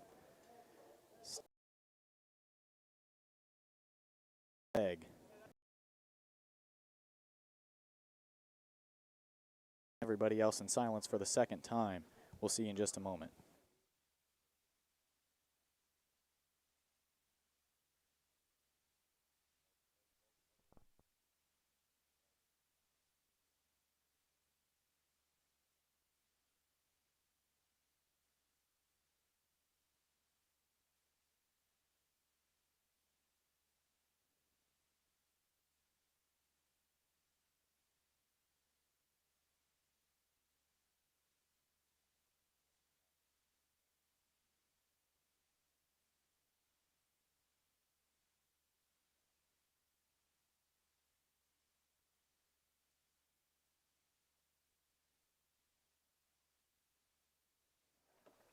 Well, and thankfully enough for Anthony Wilson and for the Lee Summit High School Tigers, he's able to walk off on his own power, trying to give it a little jog there, see if he'll be able to return to action there.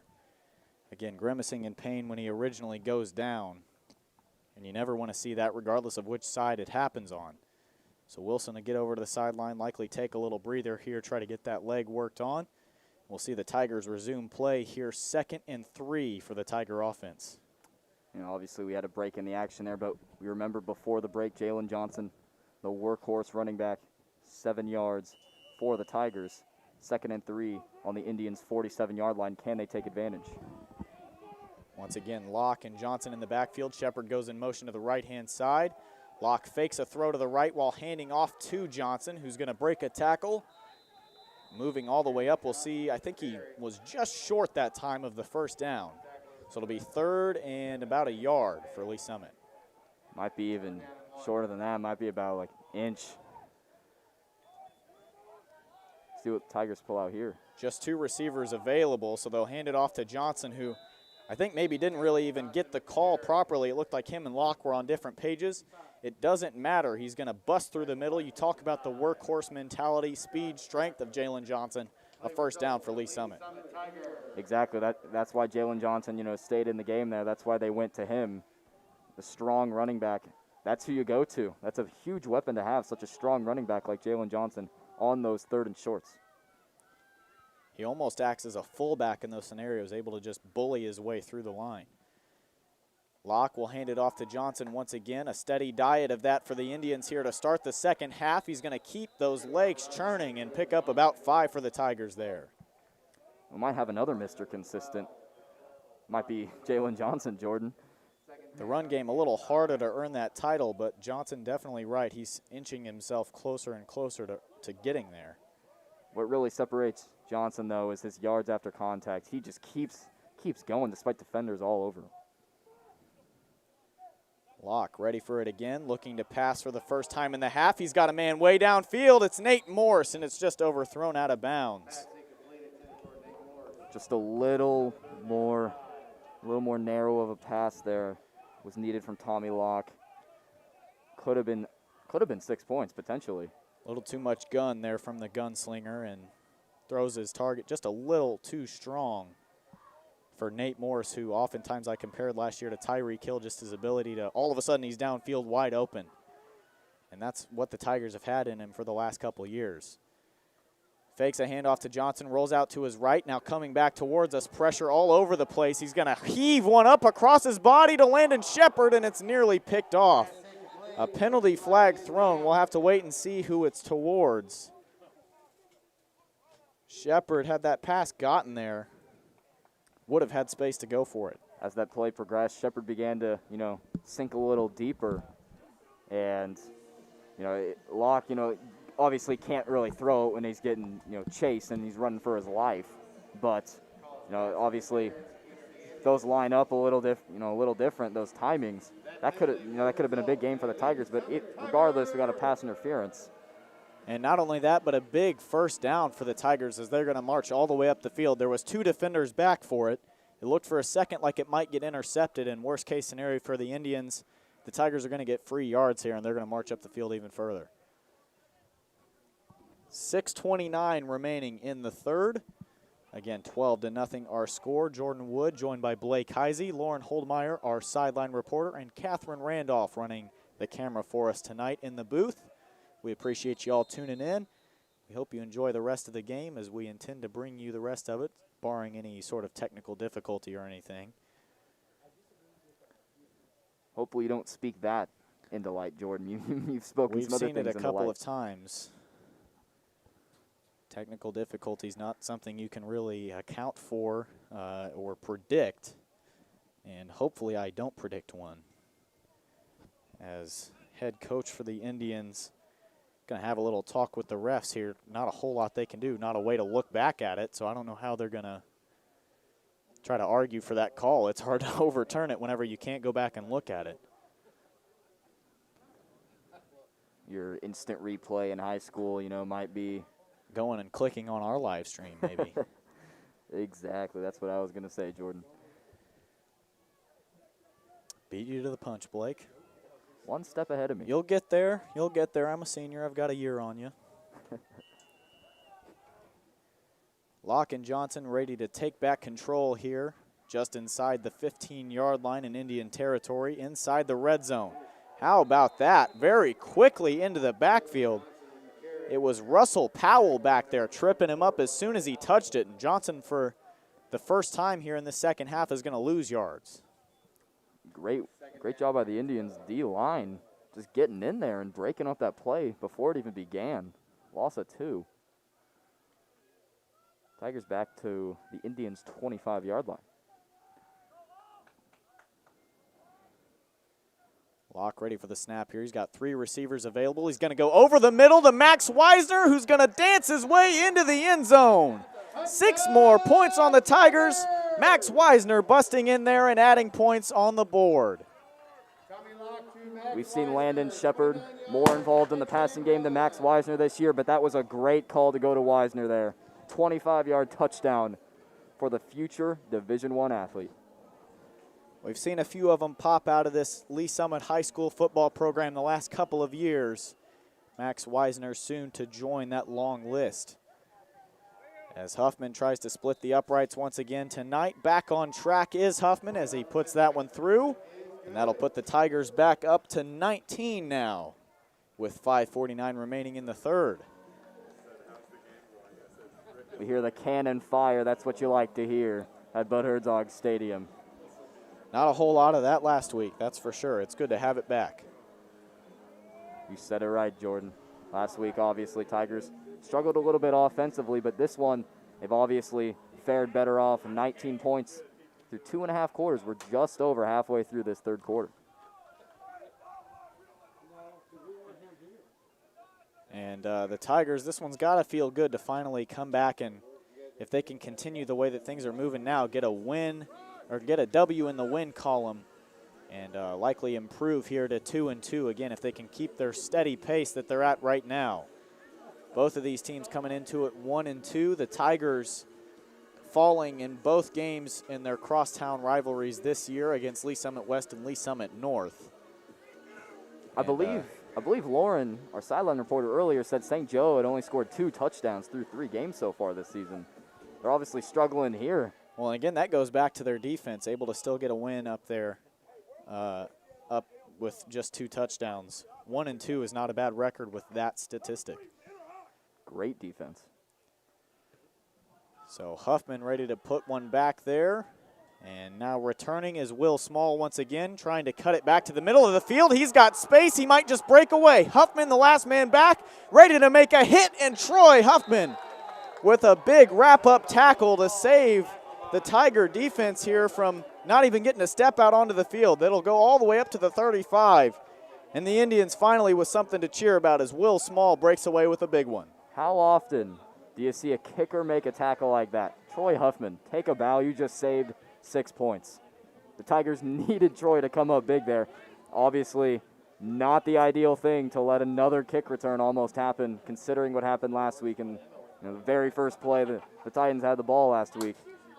But Troy Huffman saving 6 points. If you let the Indians run that one all the way back, you know that completely can change the momentum. A play like that, man, great play by Troy Huffman. I keep saying that, but seriously. Well, it's not necessarily a surprise to see it out of him. 6 foot 187. It's not like that's a hard play for him to make. Maybe not getting as much practice as some of the other guys that are built like that on this team, being the kicker. But that time looks like a linebacker, a guy coming at you full steam. All you can do is go side to side and back up. And he does it right, goes for the lower half and chops that wood, brings him down to the ground. Exactly how they teach you to tackle. And once again, the head coach of the Indians having a conversation with some of the officials. I'm not sure what about, but his headset is off. Well, earlier you might have heard he was having a conversation, we'll put it nicely, with some of his players along the sideline as Locke completed that touchdown pass to Wisner. So maybe that'll ease up the situation a little bit with him and some of his players as the Indians with a big return. They'll be marked at about the 36-yard line of Lee Summit, and that's where they'll take over their drive to try to put some points on the board for the first time tonight. Wetlaufer looking to throw, rolling out to his right. He's got a man downfield, but there's a Tiger in the way. And for the second time tonight, it's Thomas Smith getting his hands on the ball and holding on to it for Lee Summit. An interception. And once again, the momentum, the first time it looks like it's going to swing to Central. Thomas Smith is in the way. Wow. What a turn of events there.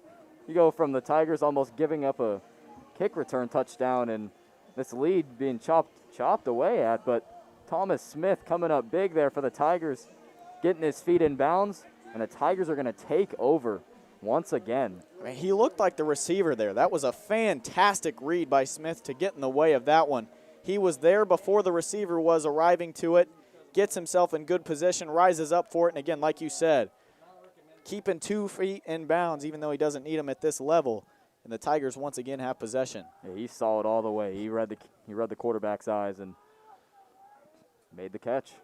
Ball on the Tommy Locke 12-yard line here as the Tigers resume possession. 5:31 remaining. Locke dropping back, ready to pass. He's got Nate Morse over to the right-hand side, and it just slips out of his hands.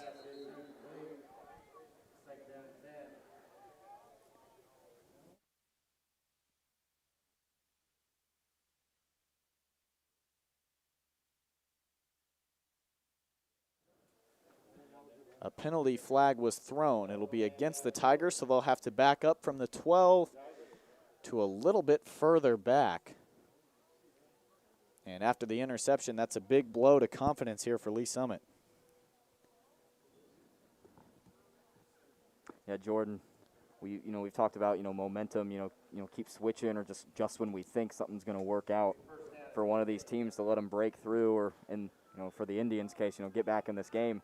Just something happens in there. That penalty really hurts the Tigers. 1st and 15. Now they're at their own 7-yard line.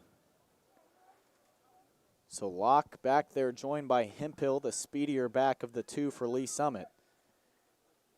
And that's exactly where the ball will go. He's got a hole up the middle trying to break through it. He's going to be stopped and brought down at about the 14. So they'll cross that original line of scrimmage and out of the wet just for the moment here as they're looking at about 2nd and 8. You're going to see the Tigers, as this game progresses, probably start to run the ball a little bit more, chew away at that clock. Just make this game as short as they possibly can. Just under 5 minutes remaining here, a 19-0 lead, enjoying it comfortably as Hemphill once again is wrapped up, this time in the backfield for a loss. So the Tigers are brought all the way back right to that 7-yard line that they saw themselves just a play ago. I'm interested to see if the Tigers are going to opt to throw this one and try to continue this drive, or if they're going to try to continue to eat at that clock. You really could make an argument to go either way, but I think we'll see a pass here because just in case the Indians get the ball back around this point, they're in great field position to go try to put some points on the board, and it's not impossible for a comeback here, but Locke facing pressure, scrambling around in his end zone, looking upfield, ready to pass. He's got John Moritz. What a grab! Oh, stop it. Senior year for John Moritz. Why not show out all the way up the field, jumping, leaning back, 2 hands on it, brings it down for the Tigers in a big first down conversion. And I'll tell you what, Tommy Locke, I think the officials might be talking about if he actually stepped in the back of the end zone, but man, if this play stands for the Tigers, there's actually a flag on the play, and wow, looks like it's going to be a safety. I'll call that one for you, Jordan, but man, if that play stood, what a play, what a catch from Johnny Moritz. But that's like a Patrick Mahomes type play from Tommy Locke, and it's a shame that play doesn't stand because that's not a play you see every day. Well, and on the bright side for the Indians, after that happen, you can breathe a little sigh of relief as you will put 2 points on the board just purely because the defense is able to stop or run the play prior. So it looks a little less bleak for the Indians, but still not the best of situations as it's now 19-2, and they'll be receiving the kick here after the safety. Still a 3-possession game, so for the Tigers you can still breathe a little bit, but there's plenty of game left. We got over 16 minutes of game left, 4 minutes in this quarter. Is that the momentum shift that the Indians needed? The Tigers, this is going to be a big possession for the Tigers. Or sorry, the Indians will get the ball here, but the Tigers' offense does need to step up next time they get the ball. It'll be interesting to see because, this Indians offense, had they been just a little bit more productive, I would say, yeah, maybe why not throw them a chance. But like you mentioned, just 4 minutes, 4 seconds remaining here in the third quarter. It's not over yet, but it still doesn't look super winnable if you're the Indians and you've not had very much success to this point. But again, you never know. That's why we are currently still playing the game, because it could still happen. They don't quit at halftime because the Tigers are up 19-0 purely because they think it's over. Sometimes losing at halftime is a blessing in disguise, Jordan. Huffman with a big boot, forcing Small to catch it at about the 20. He bobbled it momentarily, tries to bring it back to the left-hand side. 4 or 5 Tigers back in there to bring him down. And flags are thrown. I believe that was Josh Connell they're going to get of the Tigers. I believe that's going to be a late hit or an unnecessary roughness. That's going to go against the Tigers. Right at the end of the play there, kind of hopped on the pile at the end. And that's exactly what it is. They will be called for the personal foul. Again, likely a late hit. Several Tigers dove in there for the tackle, and just 1 or 2 of them a little too late. So it'll be 1st down and 10 from a little further up than when they started that return. Well, on the return, the Tigers obviously prevented a run back like last time. They, handled that one pretty well until obviously the late hit, because this is obviously pretty good field position for the Indians. Their own 48. Well, I'll tell you what, to this point, aside from that one little blip on the radar with the very near run back and the Troy Huffman save, the Tigers have done a great job of covering in special teams, making sure that there's not going to be big explosive returns. Again, the one where they almost run it back, Small just had a gap just a little too wide in the middle, and that's exactly what happened. Yeah, I mean, like you said, the special teams for the Tigers has done exceptionally well tonight. They really have held the Indians, to minimal return yards. And, that's one of the little things we said the Tigers needed to do. And meanwhile, a trainer just came over to the Indian side here. I'm not sure if they're doing a concussion test or checking on a neck or something, but there is an injured Indian over on this near side. It's Liam Godar, it looks like. Regardless of that, Wetlaufer ready to get things back and rolling for the Indians here after a little momentum shift. That one falling right through the hands of Trey Eggleston. So an incomplete pass here to start the drive, and the Indians are looking at 2nd and 10 from their own 48-yard line.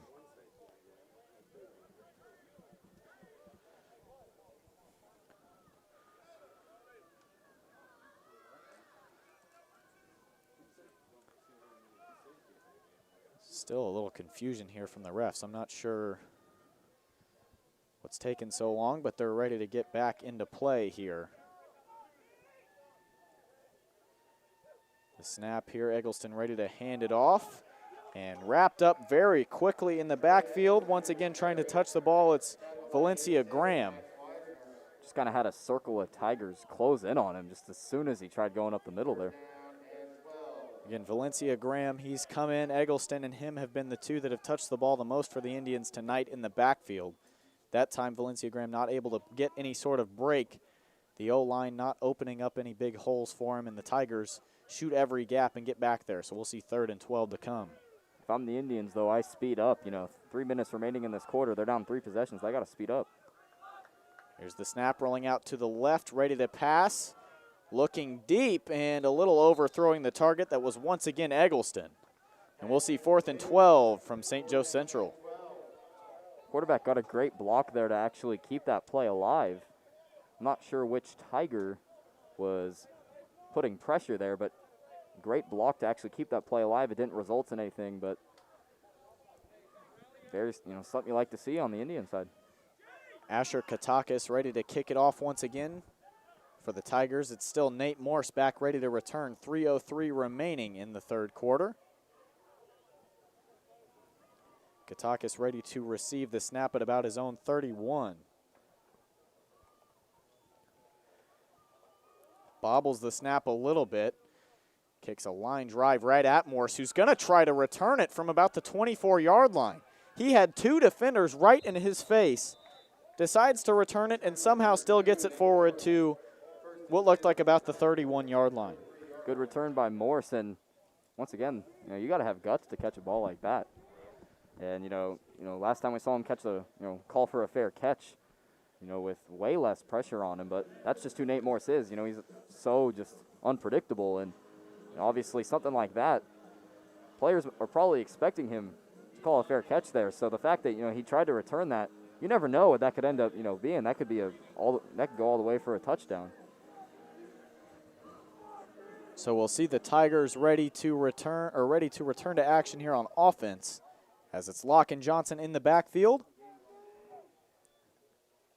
Handoff goes to Johnson up the middle. He's got a little hole. He's going to bust through it and get a first down for Lee Summit here to start this drive. Tell you what, if there was fantasy football in high school, Jalen Johnson would be one of my first picks. He would be a point machine. Goodness gracious. You are not wrong. Yeah, that's an interesting thought and an interesting idea. Someone's going to hop on that. Johnson once again trying to get it up the middle there, a gain of just about a yard. That would be very interesting. I'd be excited to play that. Be hard to judge, though, the way that stats are sometimes taken in high school. You never know. It really would be. The NFL and college, it's a lot easier to keep track of everything a little bit. But yeah, I personally would probably only know the players from the Tigers. That's true. That's another problem that people face. Locke ready to drop back to pass. He looked for Shepard. Just wasn't there. He's going to try to keep it himself and get past the line of scrimmage. And how about that for improvisation? They're going to say the ball popped out.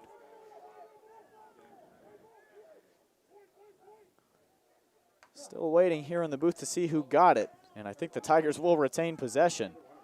Just popped out there as Locke tried to keep it forward. Good spin move by Locke to keep that play alive, but I was thinking while that play was going on, Tommy doesn't need to hang on to that ball, and I mean he did long enough. They were looking for a screen to Shepard on the near side. And the Indians were just all over it from the very get-go. Looks like it's going to be a QB sneak this time from Landon Shepard, trying to bring it closer to us, but only getting to about the 49, still in Tiger territory. So we'll see about a 4th down and 6 as the Tigers are going to go ahead and bring the punting unit out with just under a minute remaining here in the 3rd quarter. And I know you're thinking what I'm thinking right now. Is Alex Benassi going to drop another dime right in between the goal line and the 10? He could. He's been doing it for 2 weeks straight. We'll see if he can continue his good form here. Yeah, I played soccer with him when he was younger, and he's always had a solid foot. Benassi dropping back, ready for the punt. He's going to get it down inside the 10. It's going to keep on rolling. Can the Tigers get there? They cannot. No, it's going to fall back into the end zone, but goodness gracious, he just about did it again. Tigers just a split second late there. Once again, a great punt by Benassi. You can't really ask much better of him. Also placed it well, more towards the side of the field. He's getting those rolls for him just about every single time. If that one takes a little bit of a luckier bounce and maybe pops back for 1 second or rolls out of bounds, then the Tigers are once again in great position defensively.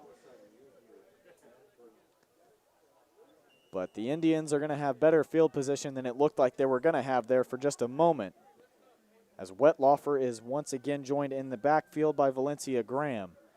And the Indians will start things on their own 20.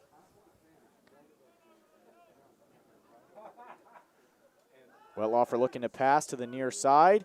Still scrambling that direction. He's going to throw it there. A little overthrown. Thomas Smith was there in pursuit. Looked like he maybe for a second was going to get there, a chance for his 3rd pick of the night. But a good little touch pass there for Asher Katakis. And that one might be coming back. That beautiful throw looks like it was all for nothing. I think Wetlaufer is frustrated if that's the case. That is tough once again. It seems like every time the Indians have had a break, it's either the Tigers there that are going to stop it or that little yellow flag coming out and forcing them backwards even further. You bet, Jordan. Just like you said, almost every single time that the Indians just get anything going for them, just something else, shows up. And I will take this moment to remind you all to follow us on our Twitter, TBTV8 Sports, for updates on all Tiger sports, as well as updates on whether we'll be live streaming games and much more. So make sure you follow us on Twitter at TBTV8 Sports. As well as what's been the main point of the program really up until these last couple years, where live streaming has taken a pretty big part of sports. But we'll be posting our shows on there as well. How about that? The Tigers in the backfield. It's Jimmy McGovern, who looked like he got a sack. So what was 1st and 20 turns into 2nd and about 22. Yeah. And the Indians' hole that they're in just keeps on getting bigger, deeper, wider, however you want to say it. I should say about our Twitter also, if you like getting excited for games, our buddy Luke Rule, another member of our team, posted a great hype video to get all the fans excited for this one. You can go check it out. It is on our Twitter right now. Once again, Luke Rule, one of the members of our team. You should check him out. He has some great work. But that's enough plugging. That's enough plugs for our own program, I should say. All of sports, well, I'll get one last jab in there. We're going to hope to keep you informed all year, again, whether it's through live streams, through sports shows, through hype videos, through sports roundtables, whatever you want it to be. We can hopefully provide it for you as we come to a close here. The end of the third quarter. We'll take a quick break. See you in just one moment. When it comes to painting the exterior or interior of your home, the decision is easy. Unique Painting, voted best in the Northland for 2 years running in 2018 and 2019. Unique Painting focuses on customers' needs and offers competitive pricing, going the extra mile to make sure customers are completely satisfied. In fact, when 810 Varsity needed a paint job this year, Unique Painting was the only phone call made. Visit anytime at uniquepaintingkc.com or call today at 816-500-7759. That's uniquepaintingkc.com, a proud supporter of 810 Varsity and Metro High School athletics.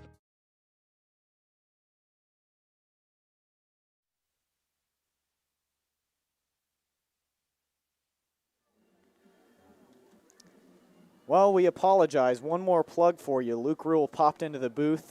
He must have heard us from down on the sidelines. He tells us to plug his Instagram. So if you feel so inclined, that's where you may see those hype videos posted at first. I believe it's L.Rule88, something like that. Luke Rule on it. Just look his name up. Luke Rule. It's spelled weird, so you'll have to guess. You forgot the underscore, Jordan. It's Luke Rule underscore. Rule underscore. There you go. His empire of followers grows every day. 12 minutes back on the clock here. Fourth quarter of play ready to resume. 2nd and 22. Twos all over the place. As the Indians once again look to try to march this ball up the field. Wetlaufer looking to pass. Pressure in the end zone. Austin Robb there to wrap up as soon as the pass is completed. The mystery man formerly known as number 83. It's Wills Johnson on the reception. But not a whole lot coming out of it for the Indians as they're going to back up 3rd and 23 to come. Austin Robb just looks hungry out there, like he's angry and just always ready to pounce on whatever he gets. He just looks like a hawk out there, and as soon as Johnson caught that pass, Robb was there and just drove him back even farther. Robb 5'7", 165. He squats about 400, if that gets you any idea of how big this guy really is. He's a strong guy, and he knows how to use it on that football field. Just over 11 minutes remaining. 3rd and 23. Wetlaufer looking to pass. Pressure all there. He's going to have to scramble back to his end zone. He's going to cross out of it, keeping it himself, moving it all the way up to about the 15-yard line. Improv there by Stone Wetlaufer as he's going to move it forward. McGovern in there for the tackle. He's playing a pretty good ball game to this point. But we'll see 4th down and 14, and this no doubt is going to be a punt, so we'll see if they can get the snap under control as their backs are once again pinned here to the wall. And that pocket collapsed quickly, forcing the quarterback to try to keep that play alive, which he was successful in doing, but obviously nowhere near the first down line. And now, like you said, another opportunity for the Tigers as could be a bad snap in it. Sort of was. Sure was. Yeah. Looked like Girding nearly got there again, and a flag is thrown. I don't think he'll be able to talk his way out of that one. Morse receiving it about the 45. He's going to get it back into his own territory. And Girding getting back there again, and yep. I was right. Girding not going to be able to talk his way out of that one. It's going to be coming back the other way just a little bit. 10:22 remaining. That's how much the Tigers will have here as they look to resume possession. We'll wait and see exactly where they'll be placed at following the penalty. Again, I'm Jordan Wood, joined by Blake Heisey in the booth. Catherine Randolph running the running the camera tonight. That sounds a little bit better. Lauren Holdmeyer down on the sideline, giving us any updates that we ask for down there. She's done a great job, a new addition to our live stream staff. The Tigers ready to retain possession here. Oh no, the roughing the kicker will move it to first down. It's an automatic first down there. I apologize for my ignorance as far as that call went. First down and 10. It'll be at the 31-yard line. So if you're the Indians here, you have 10 minutes and 22 seconds remaining in this game. You're down 17 or 3 scores. You know, you got to get going, and they got to get a big play sometime soon, or else they're just simply going to run out of time. They're going to have to do it quickly. 10:22 remaining. Wetlaufer keeps it himself. He's going to try to get up the middle to create a little bit of yardage here. He does a good job.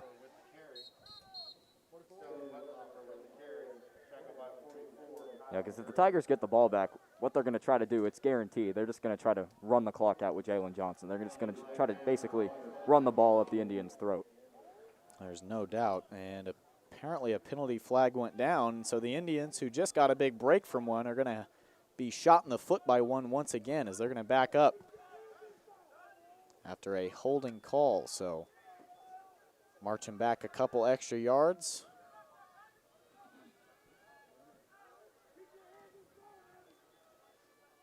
.10:08 remaining on the clock now as Wetlaufer gets ready to go. Joining him for the first time since the first half, it's Angelo Reed in the backfield. He was the target for the fake on the last play.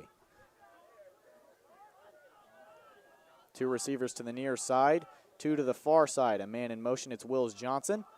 Handoff goes to Reed up the middle, who's hit immediately and brought down right around the line of scrimmage. Good job by the run defense of the Tigers there once again. And, you know, the Tigers, I'm sure they're fine with this right now. They can let this clock run. They're in no hurry to do absolutely anything. Well, and the Indians aren't going to call timeouts this early on. So, I mean, for the Tigers, it's a win-win situation. You're exactly right. Keep the ball on the ground if you can as the defense. And, I mean, I would imagine that's what the Indians are going to have to do. 2 interceptions to this point. Thomas Smith grabbing both of them. The Tiger defense really doing it all tonight. You said it right, Jordan. The Tigers defense has always, you know, basically just been there, obviously. Tigers defense has still allowed 0 points. Those 2 points came from a safety. Here's the snap. Wetlaufer fakes a handoff. He's rolling out to his right.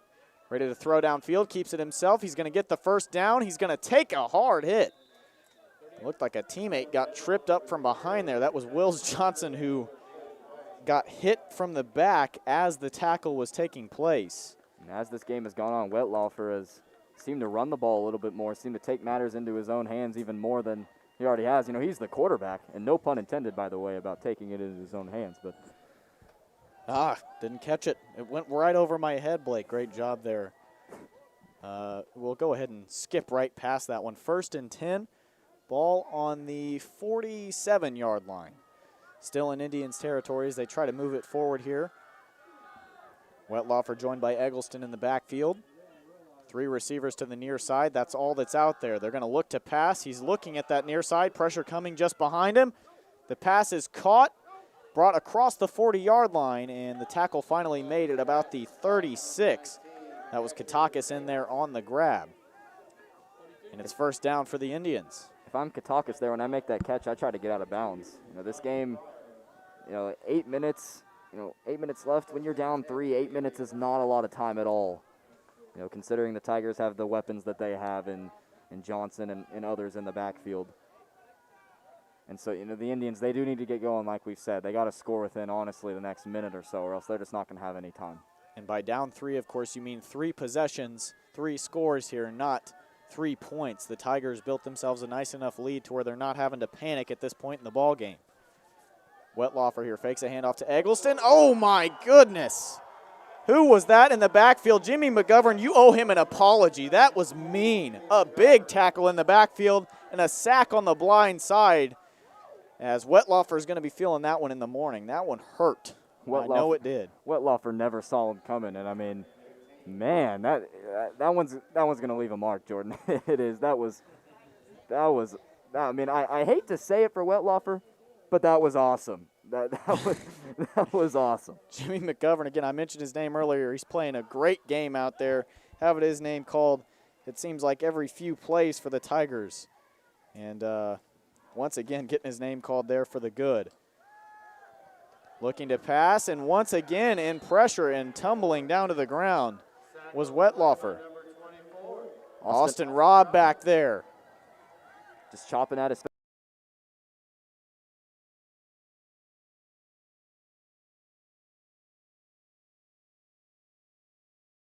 Sack for Austin Robb. Back-to-back sacks for the Tigers.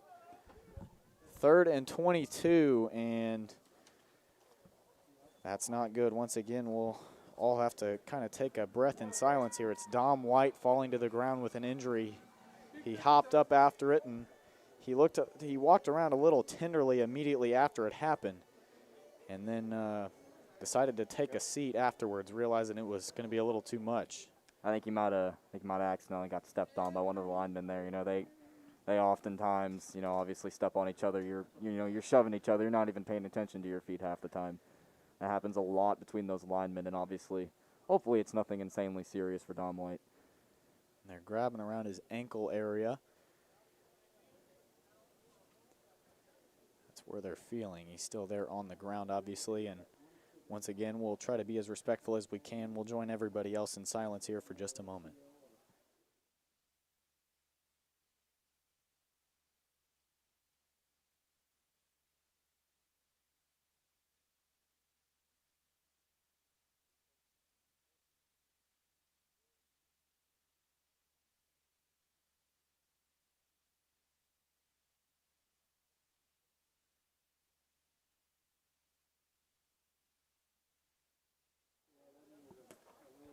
White being helped back to his feet. So as things looked bleak for the Indians here, another Tiger falls down in pain. And Jordan, I kind of want your opinion on a certain topic here. So you obviously, say you go to a restaurant, it's kind of a known thing, tipping 1 cent is kind of worse than tipping nothing at all, In this case, the Indians 2 points, kind of showing that even special teams or defense could get some points on the board. Is it worse for the Indians to have only 2 points than 0? Are you asking me, is the offense going to be running extra laps because special teams or because the defense was able to go out there and put 2 points on the board rather than the offense? That's exactly what I'm asking. Well, I don't know the coach very well from St. Joe, but I know he's not been very happy to this point, and it's hard to take a whole lot of positives out of this game. I'll put it that way. I mean, no points to this point from the Indians' offense. So I can't imagine it'll be a fun practice next time around. Eggleton able to get his hands on that one. He's going to push past and run into a brick wall. And once again, it looked like Austin Robb in there wrapping up. It's going to be 4th down now. Indians are obviously basically forced to go for it at this point as we have about 6 minutes left in this one. Austin Robb was in there around the feet. David Wang coming in around the chest. And once again, a 2-man effort as the Tigers bring down Eggleton. And 4th down, and they still haven't gotten back to the original line of scrimmage. 17 yards to go.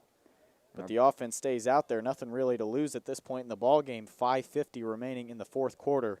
You're down 17 points. You don't have a lot of choice. Our buddy Luke also gave us an update. Apparently he got a nice little 3 followers from the plug we gave him a few minutes ago. Shout out to you 3 watching. Like I told you, his empire grows every day. Dropping back to pass. Wetlaufer into coverage.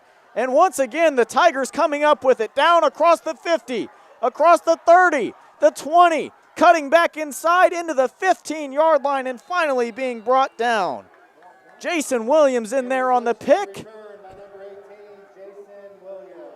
And things get better here in Lee Summit tonight. And that one all but does it, I think, Jordan. I think this one is in the books. I think Lee Summit's going to get back to 500. And for those of you who may be tuning in, wondering about other games going on around Lee Summit West falling at the moment 31-14 against Liberty, and Ray Peck on top over the Broncos at the moment 27-0. So a rough night for everybody but the people here in Tigerland, as the other 2 schools around Lee Summit are hurting tonight in terms of football. It's always great whenever you're the lone champion standing at the top, and tonight that's the Tigers. Well, and I hate to bring it up, but of course, North and West got the better of their appearances against the Tigers. They did indeed. Earlier on this year, North taking it by a score of 34-28, and West, as much as I don't want to bring it up, 47-6 last week. And they were firing on all cylinders, but tonight, running into that Liberty Blue Jays team that just seems like it's good just every single year. And once again, running into West and running through them at the moment. Now, Liberty and Liberty North always seem to be powerhouses, Jordan. That's kind of just a known thing around the suburban conferences now. But here are the Tigers. Can they add some more points on the board, make this look a little better for their offense? Tommy Locke here hands it off to Hemphill. He's trying to push it up the middle. And he'll get about 3 or 4 out of it. Gets it to about the 12-yard line is where he spotted dead, I believe. Clock still running at about 5 minutes, and I would imagine the Tigers are going to keep on running here. Despite being close to the end zone, they'll go ahead and run this clock down because why not? There's 22 seconds on the play clock right now. Looks like, yeah, the Tigers snapped the ball early. Handoff here goes to Hemphill once again, going around the left-hand side and being brought down. He got chased for probably 10 yards there by Brock Williamson running in a straight line to the left, and finally Williams able to catch up to him and bring him to the ground. I'll be honest, I'm not sure why the Tigers were in such a hurry there. There was over 20 seconds remaining on the play clock, and they did snap the ball. Right now, especially in a game like this, you just want to run the clock out in this game, and looks like they might snap the ball early in this one again. So maybe that's not a concern of Lee Summit right now, running the clock down. Locke looking to run the score up. He's going to throw into the end zone and overthrows Nate Morse just out. That would have been over the touchline in soccer, so a little overthrown there. Not a big chance for Morse to get there. And it looks like we're going to see the field goal unit come on to no surprise. See if the Tigers can get in the 20s. And we mentioned earlier there was that freak thing, where there was twos all over the board. This one could become 22-2 potentially if Huffman can put this one through the uprights. It's always satisfying to watch that. Again, if you're Lee Summit, you hope that that 2 isn't there and that pass to John Moritz earlier on is completed where they gain about 35, 38 yards on the play. Huffman here on the field goal. They'll say it dropped through. A weird-looking one as it went through the uprights and then hits the part of the field goal post holding it up. So if that tells you anything, he put it right down the middle, but still gets it over the crossbar. So the Tigers will add 3 more, 22-2 our score. And with just 4:05 remaining, Lee Summit still running away with it. Quick little 36-yard field goal there from Troy Huffman, extending his range a little bit. Good to see that things are back on track for him again. Missing the 1 PAT against West last week. He missed a field goal earlier on tonight, but since then he's gotten everything back under control, making a PAT and a couple of field goals to help the Tigers out tonight. And I'm sure obviously the Tigers, they had his back the whole time. They know how good he was last year. He was about as solid as you could possibly be last year. He was automatic for Lee Summit. Seemed like he never missed a PAT, never missed a field goal when he was called upon. And he was just one more part of that Tigers team last year that just looked so brilliant every time they stepped on the field. They really did. That Tigers team lost a lot of seniors last year, and obviously it really wasn't the way they wanted to go out that game at Rockhurst. They were winning 14-0, and then obviously Rockhurst scored 17 unanswered points, but that Tigers team did go all out that game. They really left all their heart on the field. Regardless of that, it brought one of the best calls I've ever heard in person. Kyle Cumberland screaming at the top of his voice in the background of the booth, "Do you believe in miracles?" One of my favorite memories of joining somebody in the booth. Again, unfortunately, it ended in a bad way for Lee Summit. As Huffman looks to kick off here. And that one will run out of bounds, so penalty flag thrown. That was one iconic call, Jordan. Do you believe in miracles? Kyle Cumberland, if you're watching this, sir, we salute you. Shout out to you, buddy. We miss you up in the booth. Of course, last year, his senior year, and one of the people that was up here with me that probably brought a lot of viewership and brought a lot of you in. So again, a big thank you to you guys for tuning in. It gives us something to do on Friday nights here with these football games, and we enjoy bringing it to you. Jordan Wood, Blake Heisey in the booth here tonight, Catherine Randolph on the camera, and Lauren Holdmeyer, our sideline reporter, newest member of the team. Again, it's been fun to bring it to you, and we hope you've enjoyed watching this as much as we've had as much fun bringing it to you. Just a little over 4 minutes left. The Tigers just want to close this one out. I will say the Indians, they did sort of hang with the Tigers almost the whole game. You do have to give them credit. They just simply couldn't score. Their defense did their job the whole game. Just unfortunately, the offense couldn't return the favor. It'll be Wetlaufer ready to pass here to start this drive off. It's caught at around the 40-yard line and about 5 yards after the catch that time from Asher Katakis. As he's going to get it, what looked like, yes, a first down for the Indians, just crossed the 45-yard line. And that's where they'll continue this drive. Katakis has had himself a second half, I will say. He's been targeted quite a bit. And he'd be someone I consider having on my high school fantasy team, Jordan. Yeah, him and I think Eggleton tonight have had great games. Or Eggleston, sorry. My apologies to anyone that is frustrated with my mispronunciation. Again, we're students from Lee Summit, so it's a little weird to learn all these names on the fly. And speaking of students from Lee Summit, Brooks Ratliff in the backfield that time, joined by Max Weisner to get a sack in the backfield for a loss of about, I'm not even going to wait to do the math here. It's brought back to the 36-yard line, I can tell you that much, and it'll be called 2nd and 19 to continue the drive here for St. Joe. You know, as this game dwindles on, obviously, if you're a St. Joe Indian, you start to get a little discouraged, and 3 Tigers were able to get through that offensive line.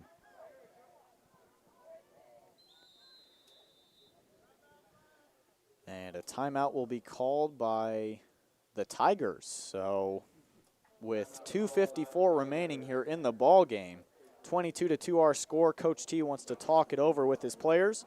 We'll take a quick break here, go to another ad here. We apologize for those of you watching. 810 Varsity, we appreciate you guys plugging our streams. We do our part here, letting you guys know we're still tuned in and trying to get the word out about those that are sponsoring you. We'll be back in just one moment. Whether we're rising to meet a moment or the moment comes to meet us, we make our mark by showing up for our team. And when we do, we build something special. We become something bigger, more than something that can be defined on a map. We become a community with a shared understanding that when we rise together, we rise higher. Community America, powering the rise of Kansas City.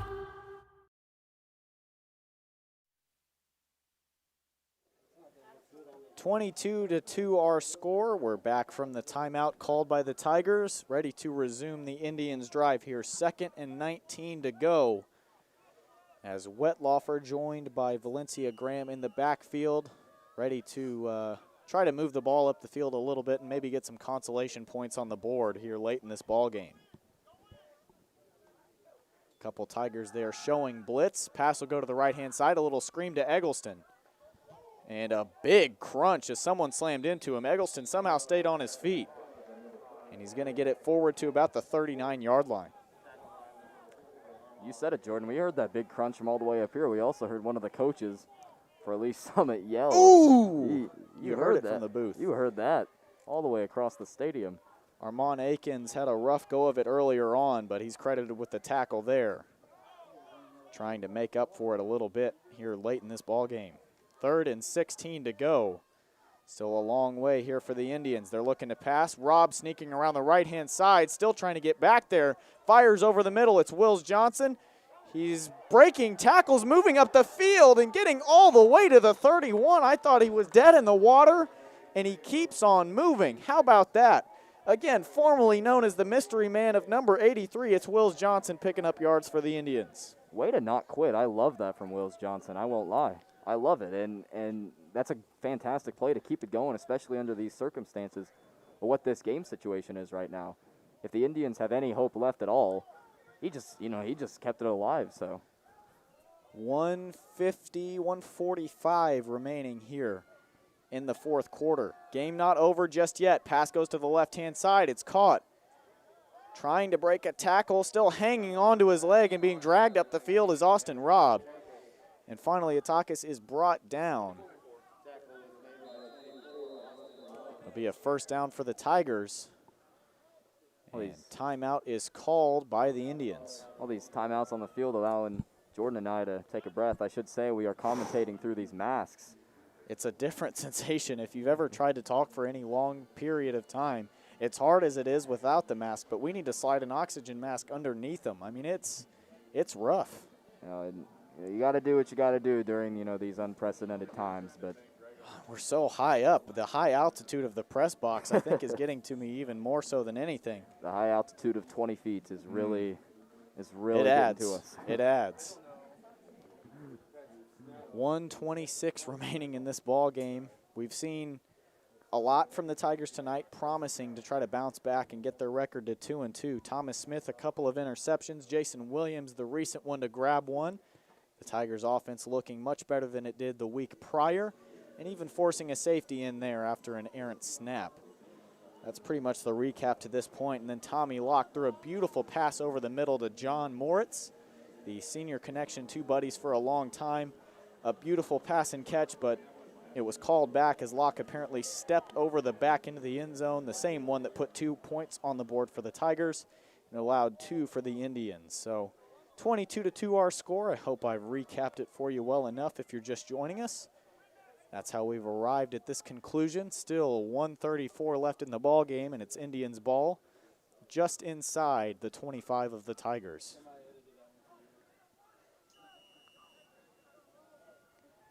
Wetlaufer joined by Valencia Garcia in the backfield. 3 receivers to the right, 1 to the left, looking to pass to that right side, looking to pass to that end zone, and Wills Johnson unable to run it down. Solid coverage there from the Tigers secondary. Not let Johnson get free there, chipped him just enough so he couldn't get there. So it'll be 2nd and 10 to come after that, as Valencia Garcia and Wetlaufer just making sure that they've got the right play call here ready to go. Wills Johnson will come to the near side and be the lone man over there as a receiver. Of course, the play clock stopped because of that incomplete pass. We're running down under 5 seconds in the game clock, or in the play clock rather. The game clock still stopped. Pass goes to the right side, looking for the end zone, and it just slips through the hand of Atakin. I'll tell you what, that was a great throw for being not under pressure and getting hit. Getting hit as he was throwing. Great throw there from Wetlaufer. It was just good job that time by, I believe, looks like maybe Thomas Smith on that far side. I'm not 100% sure. These windows are all fogged up, and then Caleb Manning was the one that was back there that time in coverage, so good job by him to make sure that pass doesn't get there. Once again, Wetlaufer joined by Valencia Garcia. In the backfield, the lone 2 back there, 2 receivers to the right, 1 to the left. Snap, dropping back to pass. Max Weisner getting back there and finally wrapping him up and bringing him down. So another sack for the Tigers. And it'll be 4th down and a long ways to go as they're pushed back even further. Weisner having a big game on both sides of the ball. Multiple sacks on defense, and then obviously on offense had that big touchdown that extended the Tigers' lead to get to where it is right now. The ball on the 29-yard line at the moment, 4th and 17 for the Indians. It's going to have to be a pretty spectacular kick if they're going to get it there. And they're just out of range of a punt, so likely we'll see him go for it.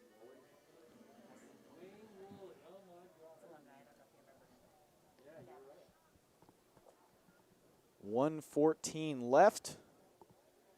Again, Jordan Wood, Blake Heisey in the booth tonight. Catherine Randolph running the camera, and then Lauren Holdemeyer, our sideline reporter. We appreciate you all tuning in. We've had a good time covering it for you here. And unfortunately, it's a bummer that a lot of you that are watching this would probably rather be in the stands, but we do our best to make it entertaining for you, and we know it's no replacement for being down there and being in the crowd, but we try again to do our best here in the booth to bring you good coverage. So we hope that you've enjoyed your stay here will probably have still a little bit of time, 1:14 remaining, as the Indians offense will come out here and go for it on 4th and 17.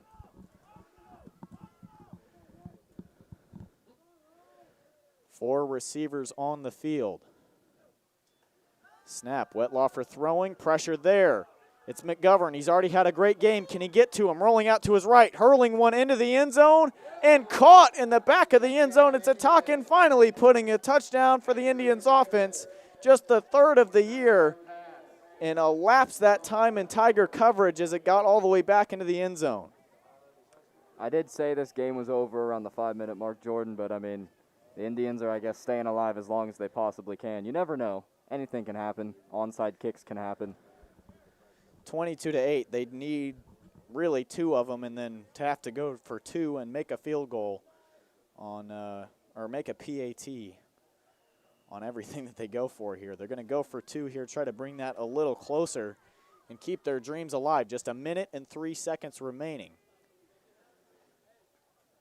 We'll see what the coach draws up here for the Indians offense as they try to put two more on the board and bring this game a little closer. Yeah, I think going for two here is the right call if you're the Indians. You're down 14 right now, so you have some room to work with if you're unsuccessful here. You're still down just 2 scores, and that's just 2 PATs, not even 2-point conversions if you get touchdowns.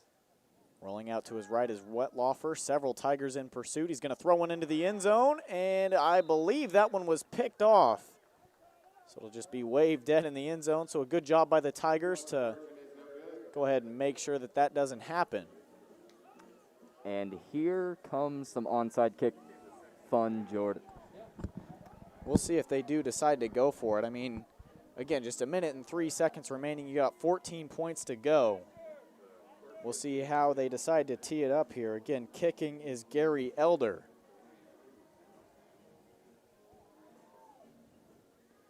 It's been an interesting game tonight. It looked like a slow start for the Tigers very early on, and then picking things up and turning it around and grabbing hold and dominating all the way up to that touchdown there. Yeah, it's been a fun time in the booth calling this game with you, Jordan. We also forgot to mention we have our advisor up here, Lane McDonald, always helping us out when we need her.